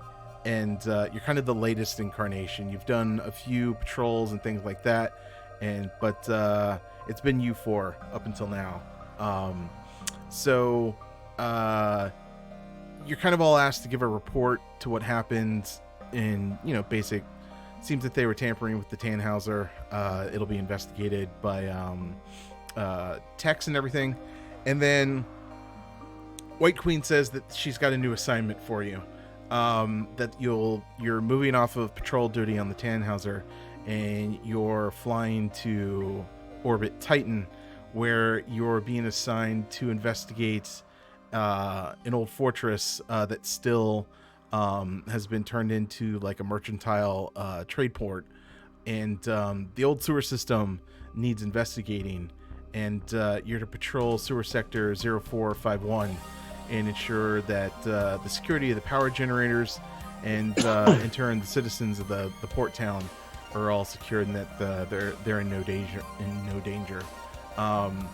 You know that again, this is kind of busy work, not any sort of real danger.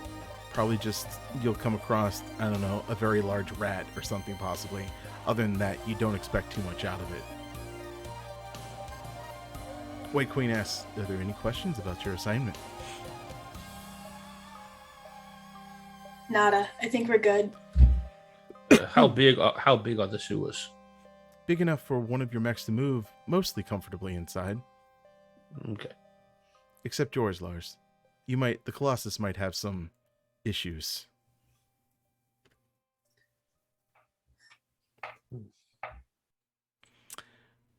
Other than that, it takes you a while to get where you're going. Anything in particular that you're doing in the interim while you travel through space?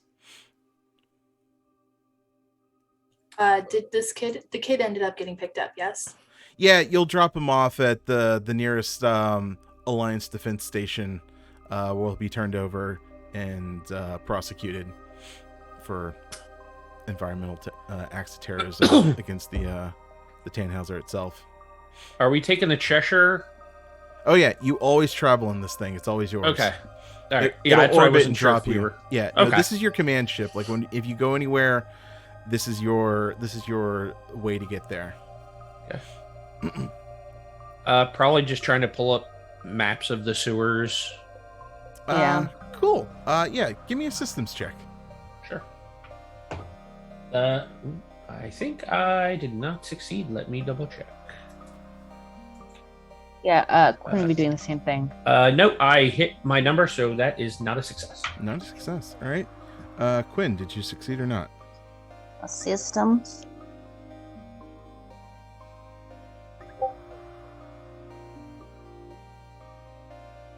And those saddle.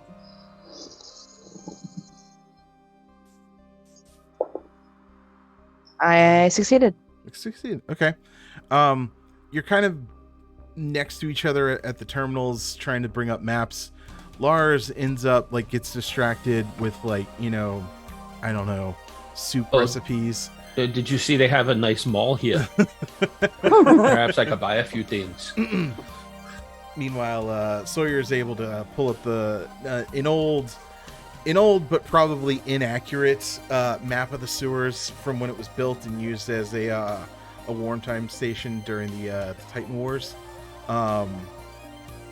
So you think you have a decent map for where you're going. You notice that there's several locking stations that are to prevent passage through, that you'll probably have to system your way through. But other than that, you don't expect anything major. Cool. Yumi, anything that you're doing in particular? Well, I see everybody's busy doing something. I'm kind of curious about who this guy was and what his mech suit was, what chassis he was driving around. More specifically, yeah. He was definitely a scout. He definitely has an enhanced sort of hacking rig and everything to control the units.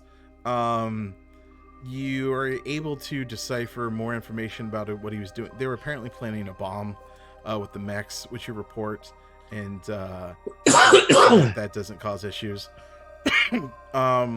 Did anything come up with this guy's background, or maybe the mech's background? Like, was it associated with like a previous military outfit or something like that? So Yumi would be very interested in this sort of thing. Yes. So you know that there are a unified group of what the Alliance calls terrorists, but they call themselves an environmental coalition. They're said to be led by a guy named Tiberius Simbaka, who is an old war hero turned eco-terrorist and pirate king of the colonies. Nobody really knows who or where he is, but you got a lot of dudes like this dude who get sort of wayward in their causes, and there's a lot of fear of what the gate actually might bring once it's open. So anything from just, capitalism being capitalism to they're going to open that gate and, Cthulhu is going to come through and eat everyone's faces. Right. So the concept of like aliens and alien life is not one that anybody has come across so far, so that's still kind of heavy on everybody's mind. No life other than actual human life and a few organisms and bacteria have been discovered in the solar system itself. So when the probe ship was sent out, there was, they sent it out. It was going to build the gate on one side. They were going to build the gate on this side, open it up, and you go to another planet, and who the fuck knows, because it actually is supposedly habitable. So yeah. But you got dudes like this who fall under this sort of just waywardness and just like, ugh. And so, yeah, just, wayward soul doing shit they shouldn't. And they had, because Mecha and war machines are so readily accessible, you can actually have pirates and terrorists out there that have access to this sort of hard gear. Huh. Interesting. I see what we can scavenge off of the suit, and I delve it if there's anything there in his background or in Tiberius and his outfit's background. I delve into it as much as I can, quietly, and then she just sort of retires to her room and stares at the wall until the ship arrives at the next location. She just sort of disappears. Okay, yeah. Tiberius's war record is actually classified. Anything that's out there is just rumors and hearsay. And mostly just people created about the internet. Yeah. Nobody's even actually. It's known that he's real. That? It's not known if he's even alive still. Would there be any systems on Titan that would have information like that, or that would have to be somewhere else completely?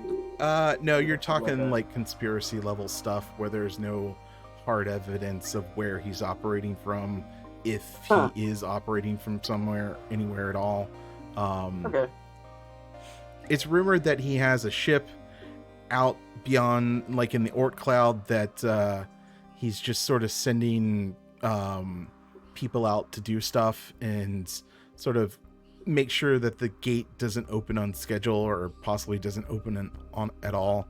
A lot of his focus seems to be on stopping the gate from actually opening. Okay. But right now, all you know and all you can find is just the same hearsay that anyone would find on the internet. This guy is just more like an empty cell. Like, he was given orders. Maybe he found some plans on the internet. Maybe he was given a mech by somebody, but how he got it or where any connections, very loose, very, very, you're just pulling at threads at this point. Oh, what about the suit itself? Like, does it contain any messages or information that needs cracking or anything like that? Just generic, sort of. It's been painted over. It's an old war machine, probably bought and sold on the black market. Okay. You do know that specific orders that are on there, like, oh, go here, do this, or contact this person. Like, he was told to go and plug a program into some labor bots, plant a bomb, cause havoc on the Tannhauser, prevent it from opening. Okay. Fair enough. Uno, anything that you're doing in particular as you travel to Titan?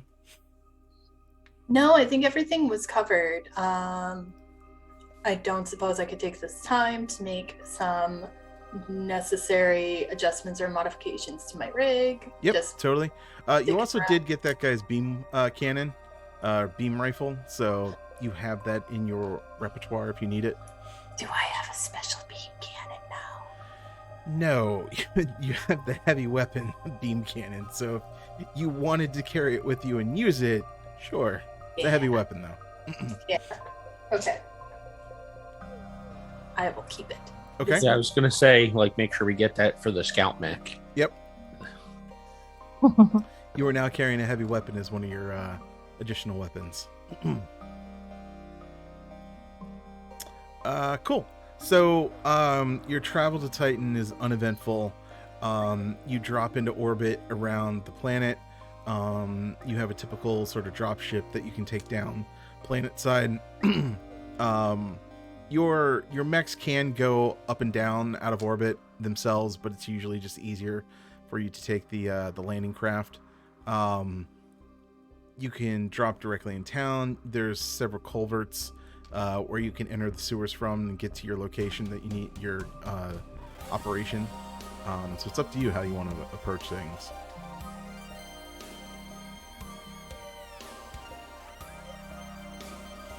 I suggest we drop right to the entrance near the sewers. Mhm. What about that? What do you all think? Yumi just looks to Mom.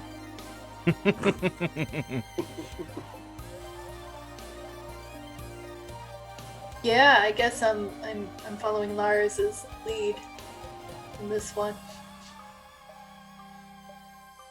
All right, Mom.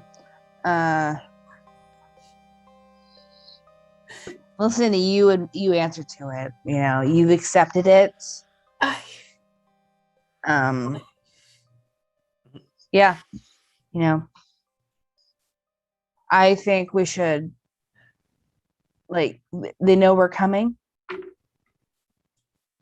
Yeah, So- like you've been given clearance. All right. The local defense force and militias are aware that you're going to be on assignment there and clearing out the sewers. The sewers themselves is just your main objective. What you're after. Yeah. Well, let's park near there. Okay. God, my mom, does that just make us the Brady Bunch from hell? Mecha Brady Bunch. God. Cool. So you get down planet side. You're at a very large sort of cistern culvert that you have the codes to and easily opens. The water starts to spill out faster. It's very tall, very wide, easily accessible by the normal mechas. The Viking Alpha, however, has some trouble making its way through. It kind of have to hunch down a little bit because it's so tall and big and wide, and you're at a little bit of a disadvantage in here because you are so large. Okay. That's fair. He's a big boy. he's a honker. He's a chunky boy. It's okay. You're walking through, and we'll say that because Sawyer was able to access the system plans, you're kind of leading people through here, and you're starting to notice that the plans you have on file are very different than what is actually you're experiencing. Give me a systems check to see if you can reconcile your file plans versus what you're actually detecting.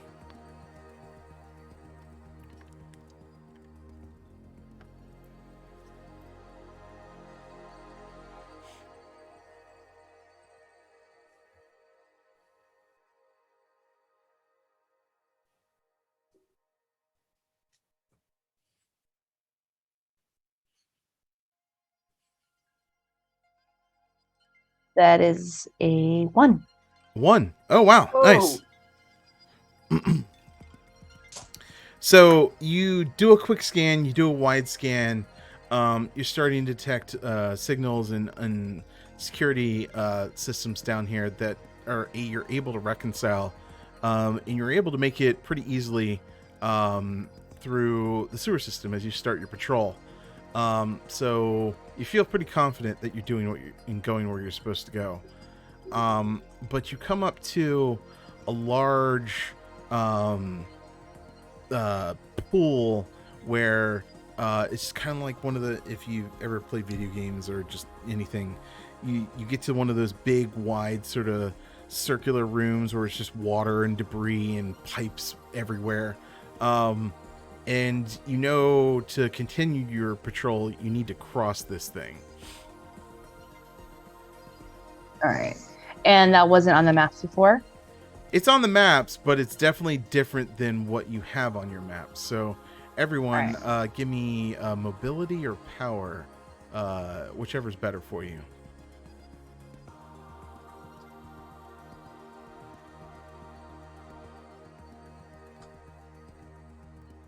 I got an 11. That's success. I'm good, fam. Okay. I succeed. Cool. Lars, are you good? Sorry, I was muted. No. Yeah, I used my power and I'm fine. Okay, cool. And Eric, I assume an 11's good for you? Yeah. All right, cool. So, you realize that down below, under the water, the surface, the ground is very uneven. You actually have to climb. You go underwater a couple times, have to climb up, and you make it across. And you realize that had you failed that, you definitely would have damaged yourselves. And just a short way through past this thing is a very large sewer door, like a bulkhead type door. Oh, you mean like poking at it? Is it Is like there- one of those that you have to twist and turn and like pull? No, it has a system that'll open it. Otherwise, if you scramble that thing, you're gonna have to power your way through. Hmm. Let's to Sawyer. Yeah. All right. Power my way through. You gonna punch it? Well, systems my way through. Okay. Systems.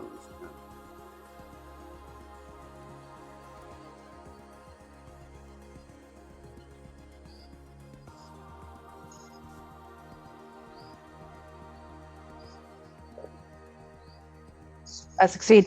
Excellent. You manage to hack the sequence. It starts to creak open. It's just that eerie scratching of metal. And as you're all standing there waiting for this thing to open wide so that you can move through, you notice there are three bodies, corpses, that all seem to have they all have very large holes in the back of their helmets. And it's weird to find corpses in mecha suits, but no mechas around.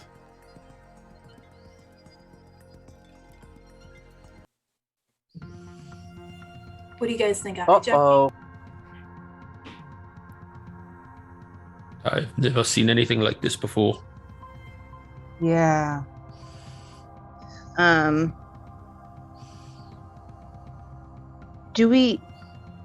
have a question. Mm-hmm. Is this kind of information is there a way to broadcast this to the queen? For what purpose? I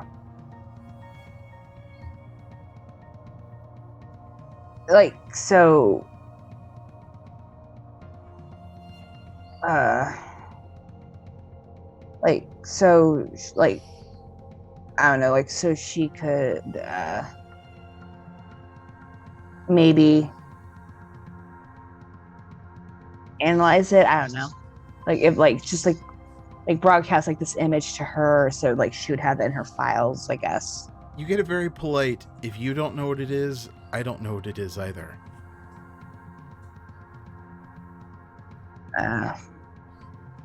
Thank you.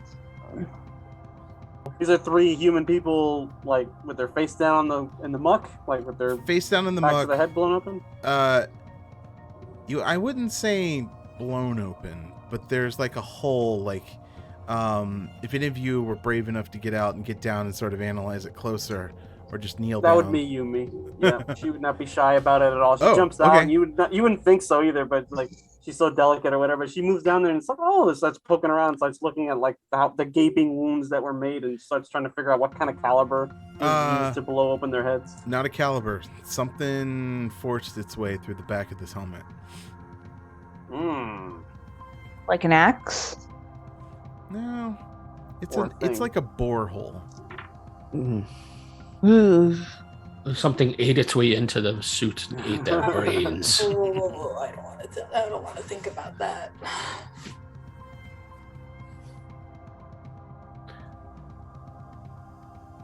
Does anyone have any ideas what killed these people? Bad luck. Ratto. This jumps in the back of the mech. Really big rats.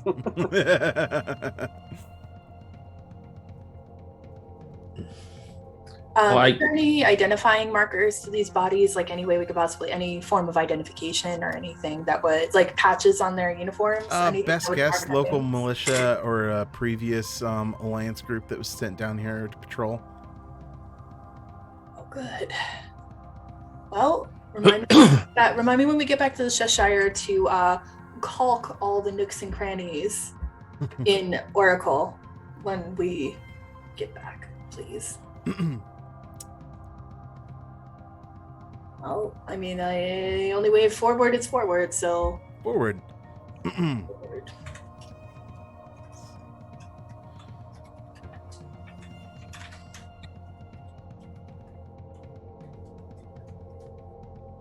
Okay, cool. So, yeah, you keep moving your way forward through the tunnels, and very sewer-like, very sludge-like.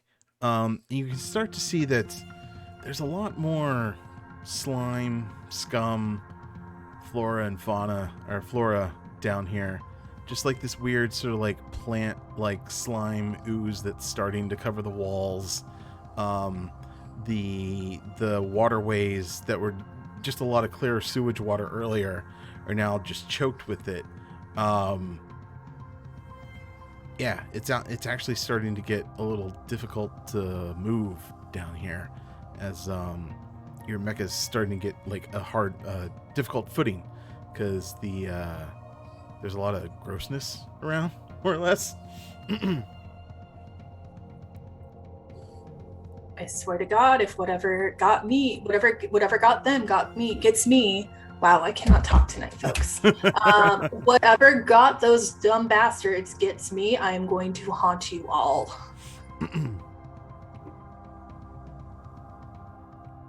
Give me a... What did I do? Anybody can give me a systems or a presence check.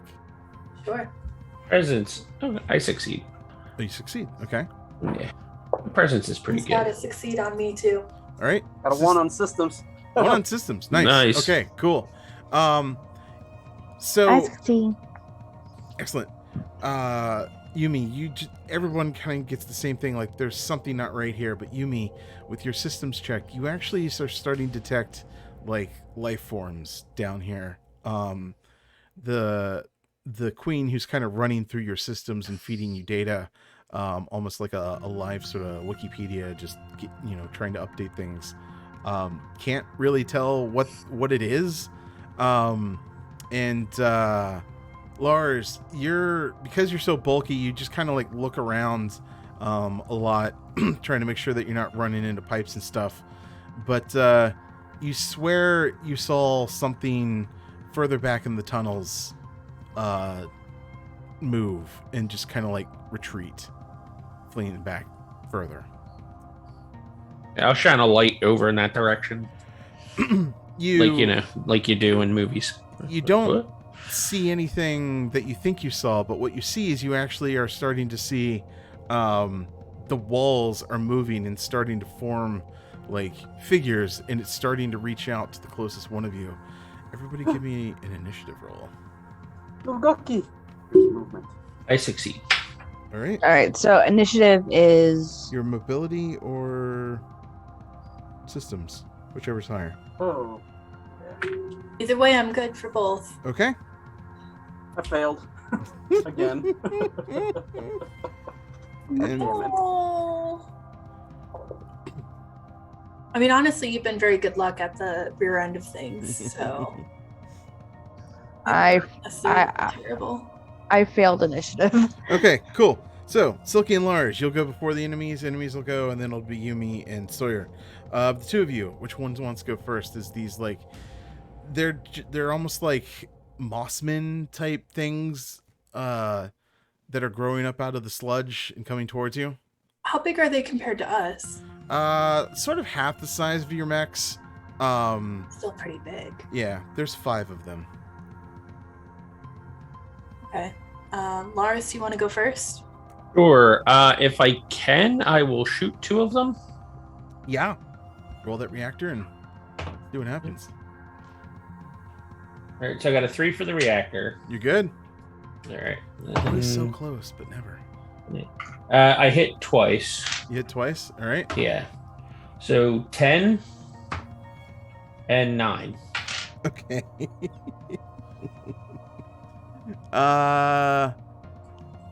Okay. Wow. That sword's something else.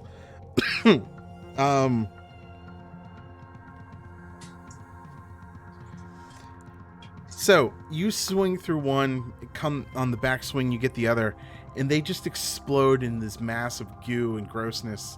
And the stuff splatters on you as you're the closest to them right at the moment, and you take 2 damage as it just seems like what they consist of is just chemically gross, sludgy, just burning through your armor. Okay then. Silky. Okay, so it's good to know that this shit is caustic. Yeah, good to know. Yeah, so I think anything up close is going to be bad. I'm going to go ahead and throw my cloaks on, and I'm going to move back so that I can use that brand new sniper rifle that I Okay. just acquired. There you go.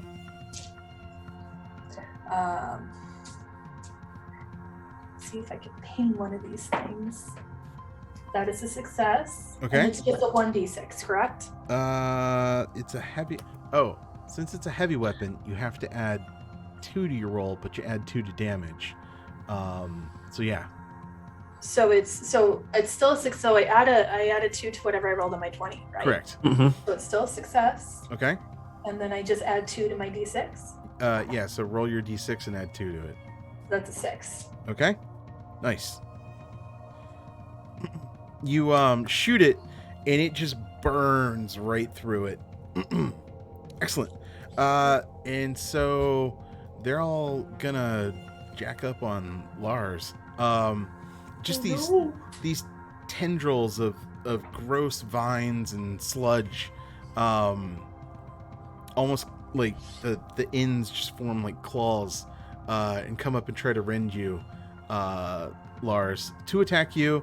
And we'll say 1 attacks the Sawyer because they're slow to move. So give me 2 mobility checks, Lars. So a succeed and a fail. A succeed and fail. Nice. You take 3 damage as this thing just one of them just you try to slide one way, but the other one catches you as you slide, and right. Take 3 damage. I'll burn 3 armor points. Okay, cool, very nice. And Sawyer, give me a mobility check.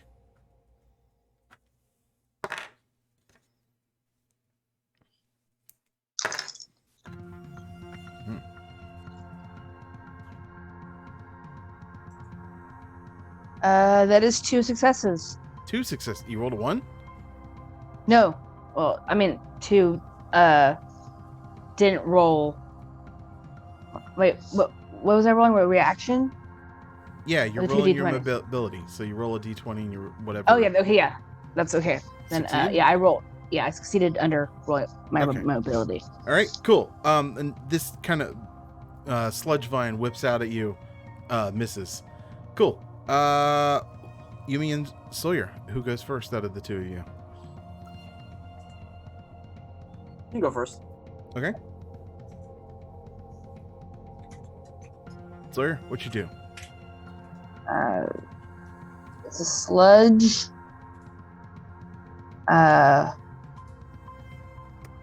Sawyer is going to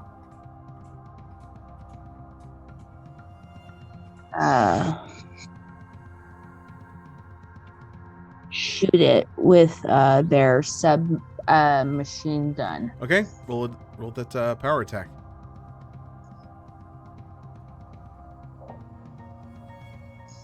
I didn't succeed. Didn't succeed. Whiff and a miss. It sort of like slunks back into the water, and you end up just shooting the water, and just it pots up. Yumi. Oh wait, did Sawyer want to try again? Oh, that's true. I didn't. It said that I had to roll a 20. Did you succeed? No, I rolled a 13. Oh, okay. You could attack again and roll your reactor. All right, reactor. Full auto. All right, I rolled a 7 for my Okay. reactor. For my Your reactor. reactor's fine. Roll your power attack again. I succeeded this time. Okay, what's the damage? Damage. Reactor. Maybe 8. Haha. Don't roll out of my dice tray. Dice.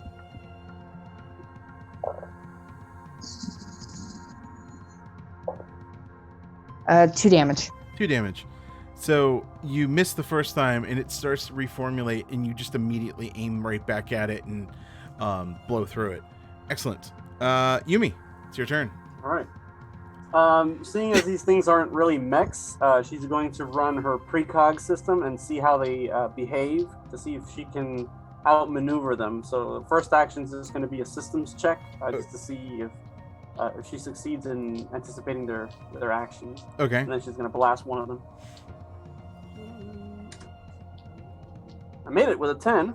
Cool. So basically, when I go to attack them, it's going to be with advantage. Awesome. Excellent. Roll those 2 d20s. I rolled a 1. I don't think it gets any better than that. Double damage. All right, nice. Nice. You attacking All one of the right. ones that's been damaged, the one that mostly damaged, kind of damaged, or not damaged? I'm gonna say kind of damage. I want to finish them off with the submachine gun. I'm gonna try to keep my distance from them, like blast them and keep them at bay. And my damage. Oh shit! I rolled a 1 on the D8, so Rolled the 1 damage. One But damage, it's technically 2, so damage. yeah. Yeah. All right. Cool. Poor bastard. Okay, back to the top of the round. Silky or Lars, who wants to go first? Selkie, do you want to go? Yeah, I'll take the opportunity to ping another one. Okay. So I have to. So I add 2 before I roll, correct? Yes, you add Okay. to what your d20 is. Okay. Well, that was a 2, so I All could right, add that's a a success. significant amount. And that is a 5. Mostly damage, sort of damage, not damage. Mostly damaged. Okay. That your beam weapon just goes through it, incinerates it instantly, and just like sizzles the water. nice. Cool. Attack again, move. What you want to do? Is there, how many are left? 2. I'm gonna try to ping another one. Okay. And Roll then that can I- reactor die. Yeah. Oh, I have to roll a reactor die. Mm-hmm. Oh, that's right, because I'm moving. Doing it seconds, and I have to roll under. I'm sorry. Could you remind me again what I have to roll under for my reactor? You don't roll a 1 or a 2. That's correct. Thank you. And we're good because that was a 3. A 3 again. Damn. I know. I rolled a 3 for my damage too. Like it's just one of those things today, I guess. So So close today, Sean. So I know, close. right? I want somebody to have to drop a reactor die. maybe we will by the end. Maybe I'll fumble next round. So do I roll to hit and then roll for damage, or do I just roll damage? Yeah, so you roll the reactor die just to see how you overheat doing the same action twice, and then it's just, power attack and then damage if you hit. Okay. So I definitely hit. Okay. And then that was a natural 5 on the die. Do I add the 2 to it? Yep. Yes. Okay, so that's a 7. Okay. Nice. So you aim at the one that's also damaged, and you just burn it. Lights up the room, scorches across the sewer wall, and you've actually just sort of burned away and evaporated the water and sludge that was in the center of the room. Lars, it's all you. Okay. By the way, Sawyer, you take a damage as you were one of the ones closest to it. Oh no, I'm sorry. I didn't mean it. I promise. I will first activate garrison mode. Okay. I did not. My reactor die does not go down Mm-hmm. because I had to roll reactor die. And then I will take a swing at this guy. Okay. And I succeed. You succeed. Excellent. Yes. So, How badly do you obliterate him? oh God. I got an 8 on the die, so that's 10, and then I added D4 damage in garrison mode, so 14 points of damage. You just, your blazing sword slices through, and everybody's just like, you missed him. How the fuck did you miss him? But then, he starts to burn from the inside out, and just, in the half where he sliced through, he burns up and burns down and just burns into obliteration, and there's nothing left. Holy shit, Lars, you literally Hulk smashed this thing. It is what I do. Excellent. So sewer's not friendly. And then I will exit garrison mode. Okay. You're free of all enemies at the moment. What do you guys do? Clearly, I'm And for going to more. rage for at least 3.5 to 5 minutes because nobody told us to expect anything like this down here. And if I would have known we were walking into this type of danger, I would have asked for at least 3 to 5 more zeros to be added at the end of whatever expenditures they were going to pay us. This is nonsense. Everyone okay? Roll call. Yes. Armor is a little damaged, but I will be fine. Yeah, I'm Watashi wa fine. Denki. I'm good. I'm okay. All right. Excellent. So do we get the fuck out of here or do we continue on? No, because your assignment is to check on the reactor, which is just up ahead. Okay, so I guess we carry on our wayward sons. Mhm. Mhm. Excellent. You know There'll be that, peace when our job is done. Yes. you know that you're coming up to the end of this tunnel. How do you approach? Because you can see the glow of the reactor further in. I don't trust anything at this point. I'm gonna approach cloaked and pistol in hand. Okay, so we'll say that Uno in the Oracle Zero goes up first and kind of looks around, scans around, and you can see there are 3 very old, very crusty, very rusted mechs sort of standing silently looking at the reactor.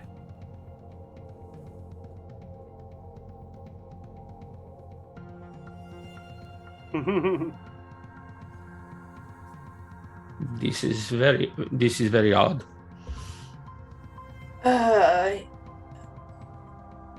Does anyone? Could we talk about the coincidence of Huey, Larry, and Mo back in the tunnel, and there being 3 here? Is it possible that they're not old? That they're just? We saw what that green man shit did to us. Is it possible that these things are just corroded? It's possible. Also, out of character, PJ, I thought this was not a scary story night. When did you change If I would have known, I would have worn my scary story socks for good luck. I mean, I split the difference between the first and second mission. That's fair. Okay. I'll scan those mechs. Okay, good call. Roll a system. I succeed. You get an energy signature from them, but it's a life form signature, not like reactor signature. Those mechs are alive. Or something inside of me is alive. Anyone here got napalm? You know you can't sorry, do damage to the reactor. Sorry, I left my napalm in my other pair of pants. Always wear the napalm pants. Yeah, Hashtag napalm pants. I'm sorry, Dad. All right. Well, fam, how do we want to handle this? Uday, she says, fire.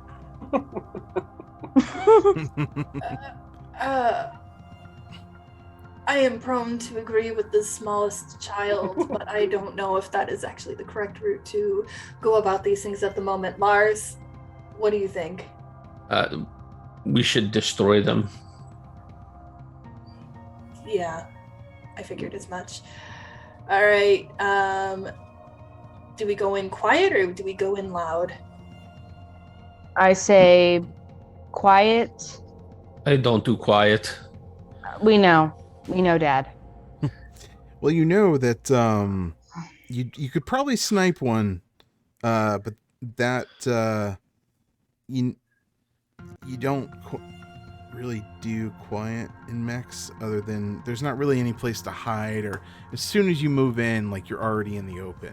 So, but they can't. Nothing sort of detected you while you're in that tunnel. Yeah, I say we go in as quiet as possible. Hope for the best, prepare for the worst. I'll take the lead since I'm already cloaked. I'll try to pot shot one, but I am counting on the three of you to get my ass out of there afterwards. Deal? I mean, I have my beam cannon out at this point. Okay, cool. I have my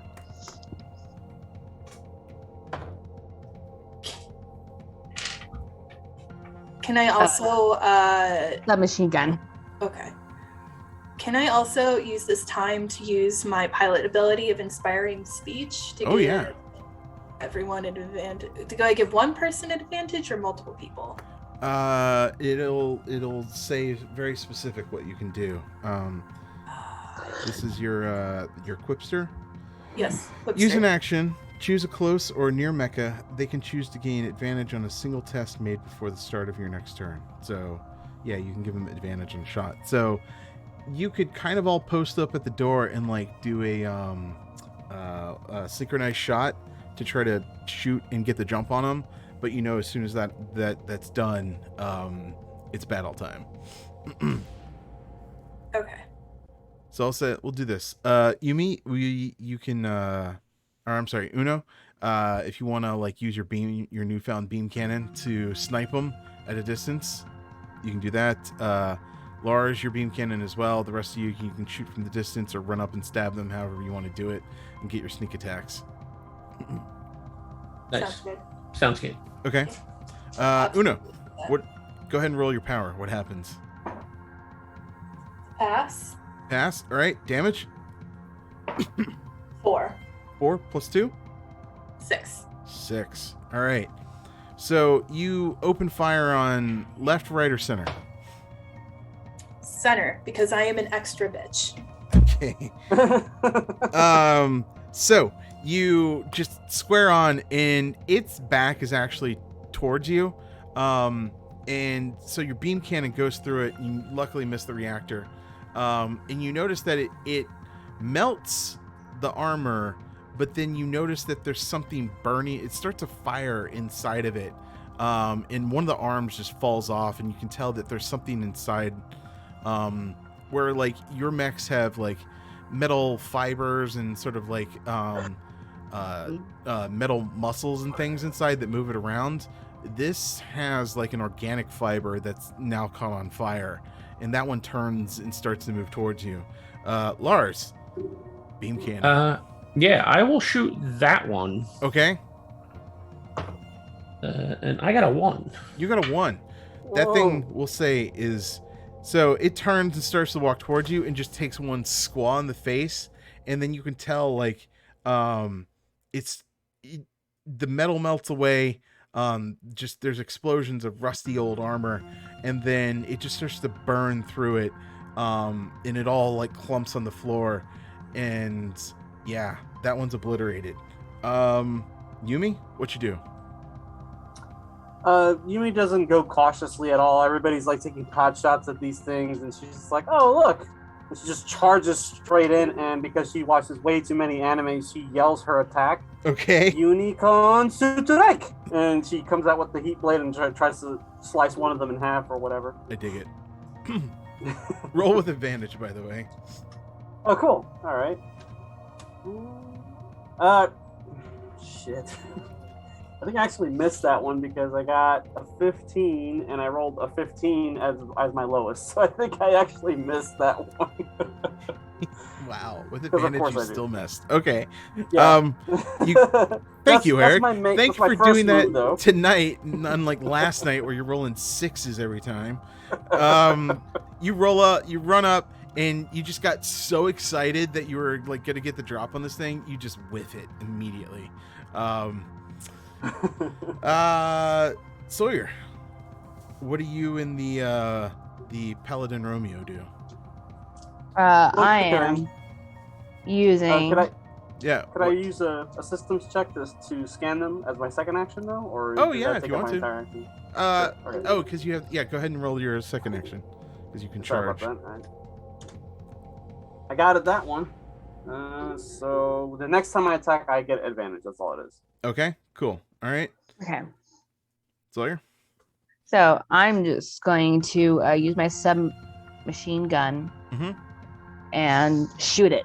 All right, move in close, shoot it, get within range. Roll it power. That succeeds. Okay, what's the damage? Oh, shoot. 5. 5. Left or right? Right. Okay. So you run up, square up, unload, start chipping away pieces of its armor. You can actually hear like piffs as it's hitting something organic inside of it. And everybody roll me initiative now.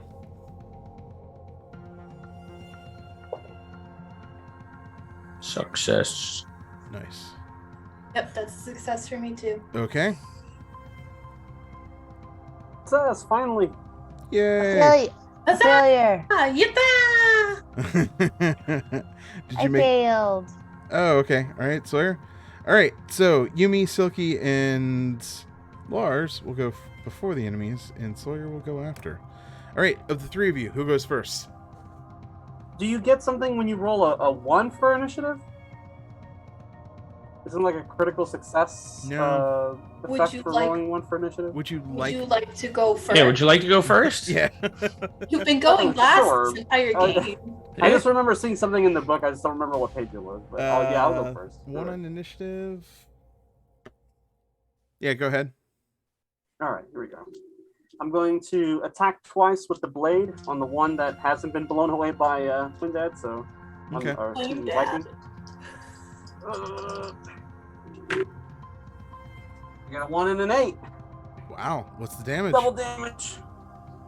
All right, here goes. Let's see. Come on, don't fail me now, meat dice. Mhm. Okay, I rolled a 7 this time. Okay. That's 14 damage. You go up and you're just like, I can't believe I missed. I'm looking stupid in front of my friends, and like you spin around and swing that scythe, and it cuts it in two, and you blaze through the sort of like plant innards that are forming the muscle fibers of this thing and keeping this thing upright. And it one piece falls the other way, the other piece falls the other way, and it just starts to set it on fire in the middle. Nice job. Cool. Lars or Silky, what do you do? Oh, do you have a second action? I was going to follow it up with a secondary attack on the one. There's 3, right? And there's only one left. You'd have to move to get to that other one, so you can move close if that's what you want to do. Okay, yeah. I'll move to engage that one then. Okay, cool. Lars or Silky, what do you do? Selkie? Sure, thank you. So what's going on? What we got left? There is one left, and it's not looking great. Oh, good. So I'm gonna make it look a lot worse. Nice. I'm gonna go ahead. I'm gonna use my sniper one last final time. Hopefully, with my luck, I'm gonna actually fucking pop this up. I'm gonna hit it. I did hit it. And your damage? My damage +2 is only a 3. Oh, good enough. So you're still back. You aim. You're kind of like you have to like aim through Lars's like armpit, and it just this His beam ample goes shooting body. through, and it incinerates instantly.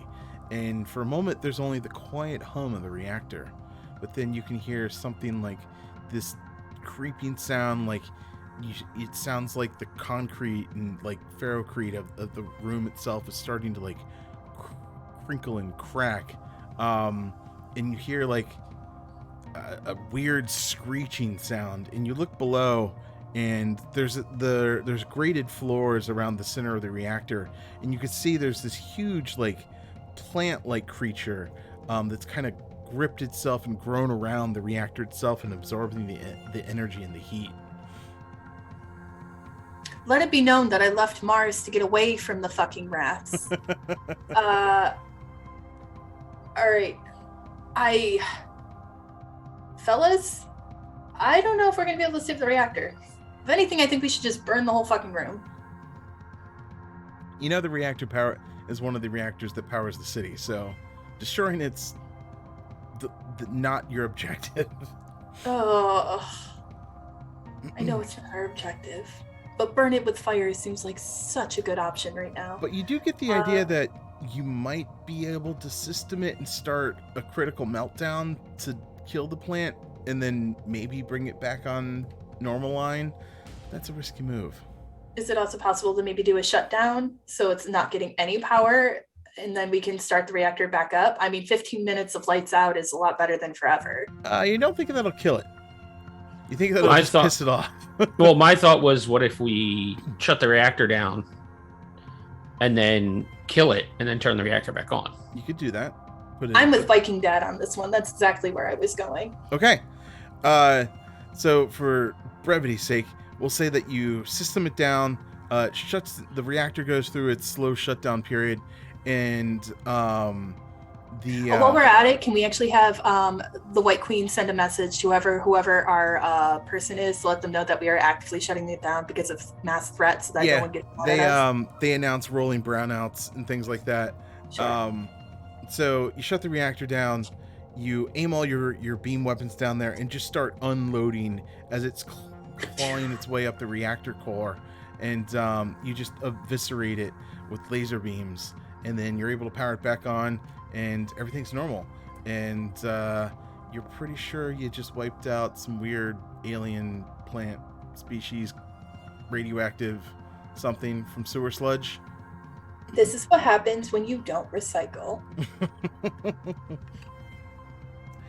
And with that, you have another successful mission.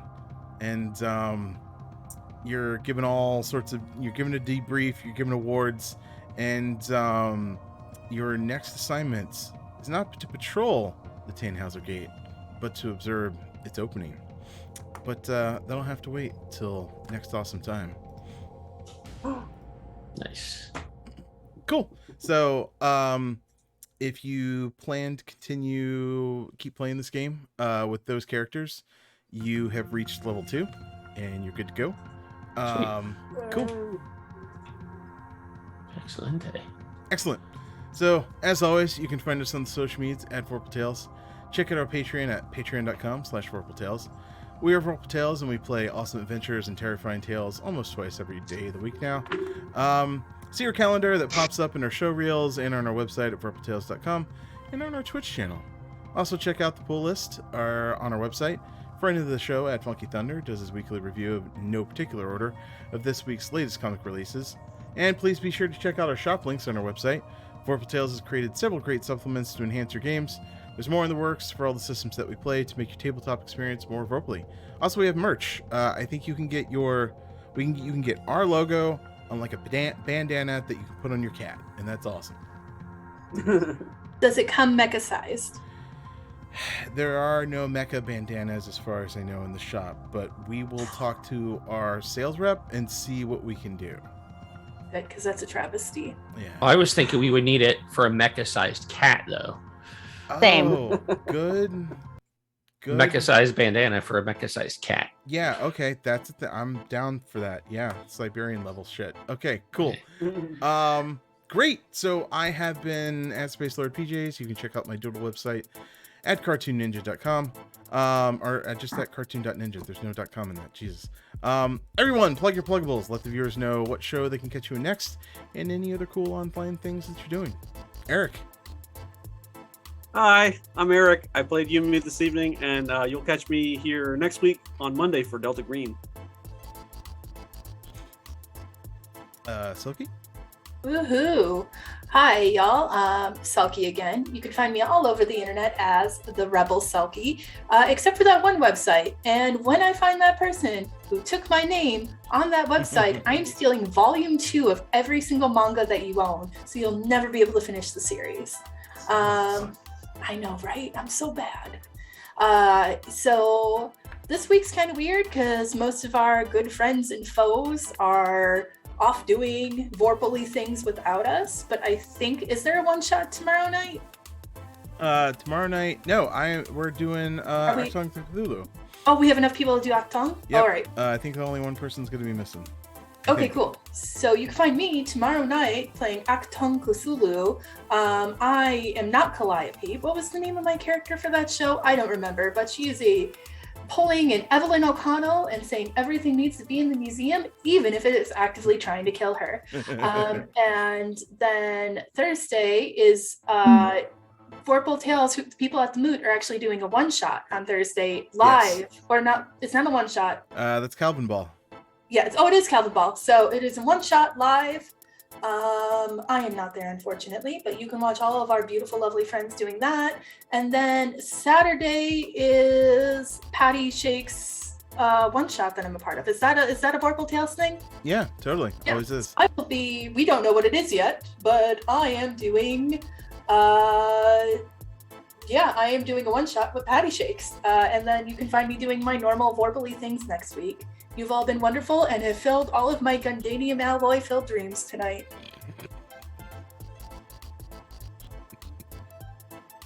Is it Dave? Is it me? Okay, didn't know what the order was. So I'm Dave. I played Viking Alpha tonight.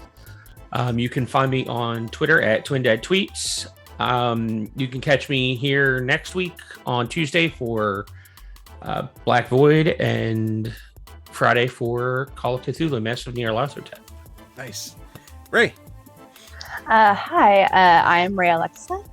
I have been playing Quinn Sawyer, your engineer striker. You can find me here on Saturday playing D&D. And then you can find me here again next Tuesday playing Black Void with these fine folks. And you can find me on Twitter at RAChastaway, and I have shared that in the chat if you want to come follow me. Cool. And finally, it's that time again. Vote for who your favorite player was tonight. And also to the end of the show, real viewers can vote who their favorite cast was. Each vote tonight will earn you an extra taco for the next time that we play, and tacos will give you advantage on any roll. Eric, who do you vote for? Special mention to Selkie's funny quips. They were great, of course, as always, and to Ray's awesome rolls, like outstanding rolls. But I gotta give it to Dave's character with like the big Viking dad vibe. I love that. Thank you. Nice. Dave, who do you vote for? I vote for Selkie. I loved the mom character, accepting the mom role. Nice. All right. Silky, who do you vote for? Oh God. Also, listen, I did not walk into this thinking I was going to be a mom of a bunch of upstarts. But I mean, just like one who comes across a cardboard box full of drowned cats, you just take them into your house and hope for the best. Because there's very little you can do in the situation elsewise. My taco is gonna have to go to Eric. The Yumi character was just absurdity. Nice. Nice. Excellent. And Ray, who do you vote for? My vote. I'm kind.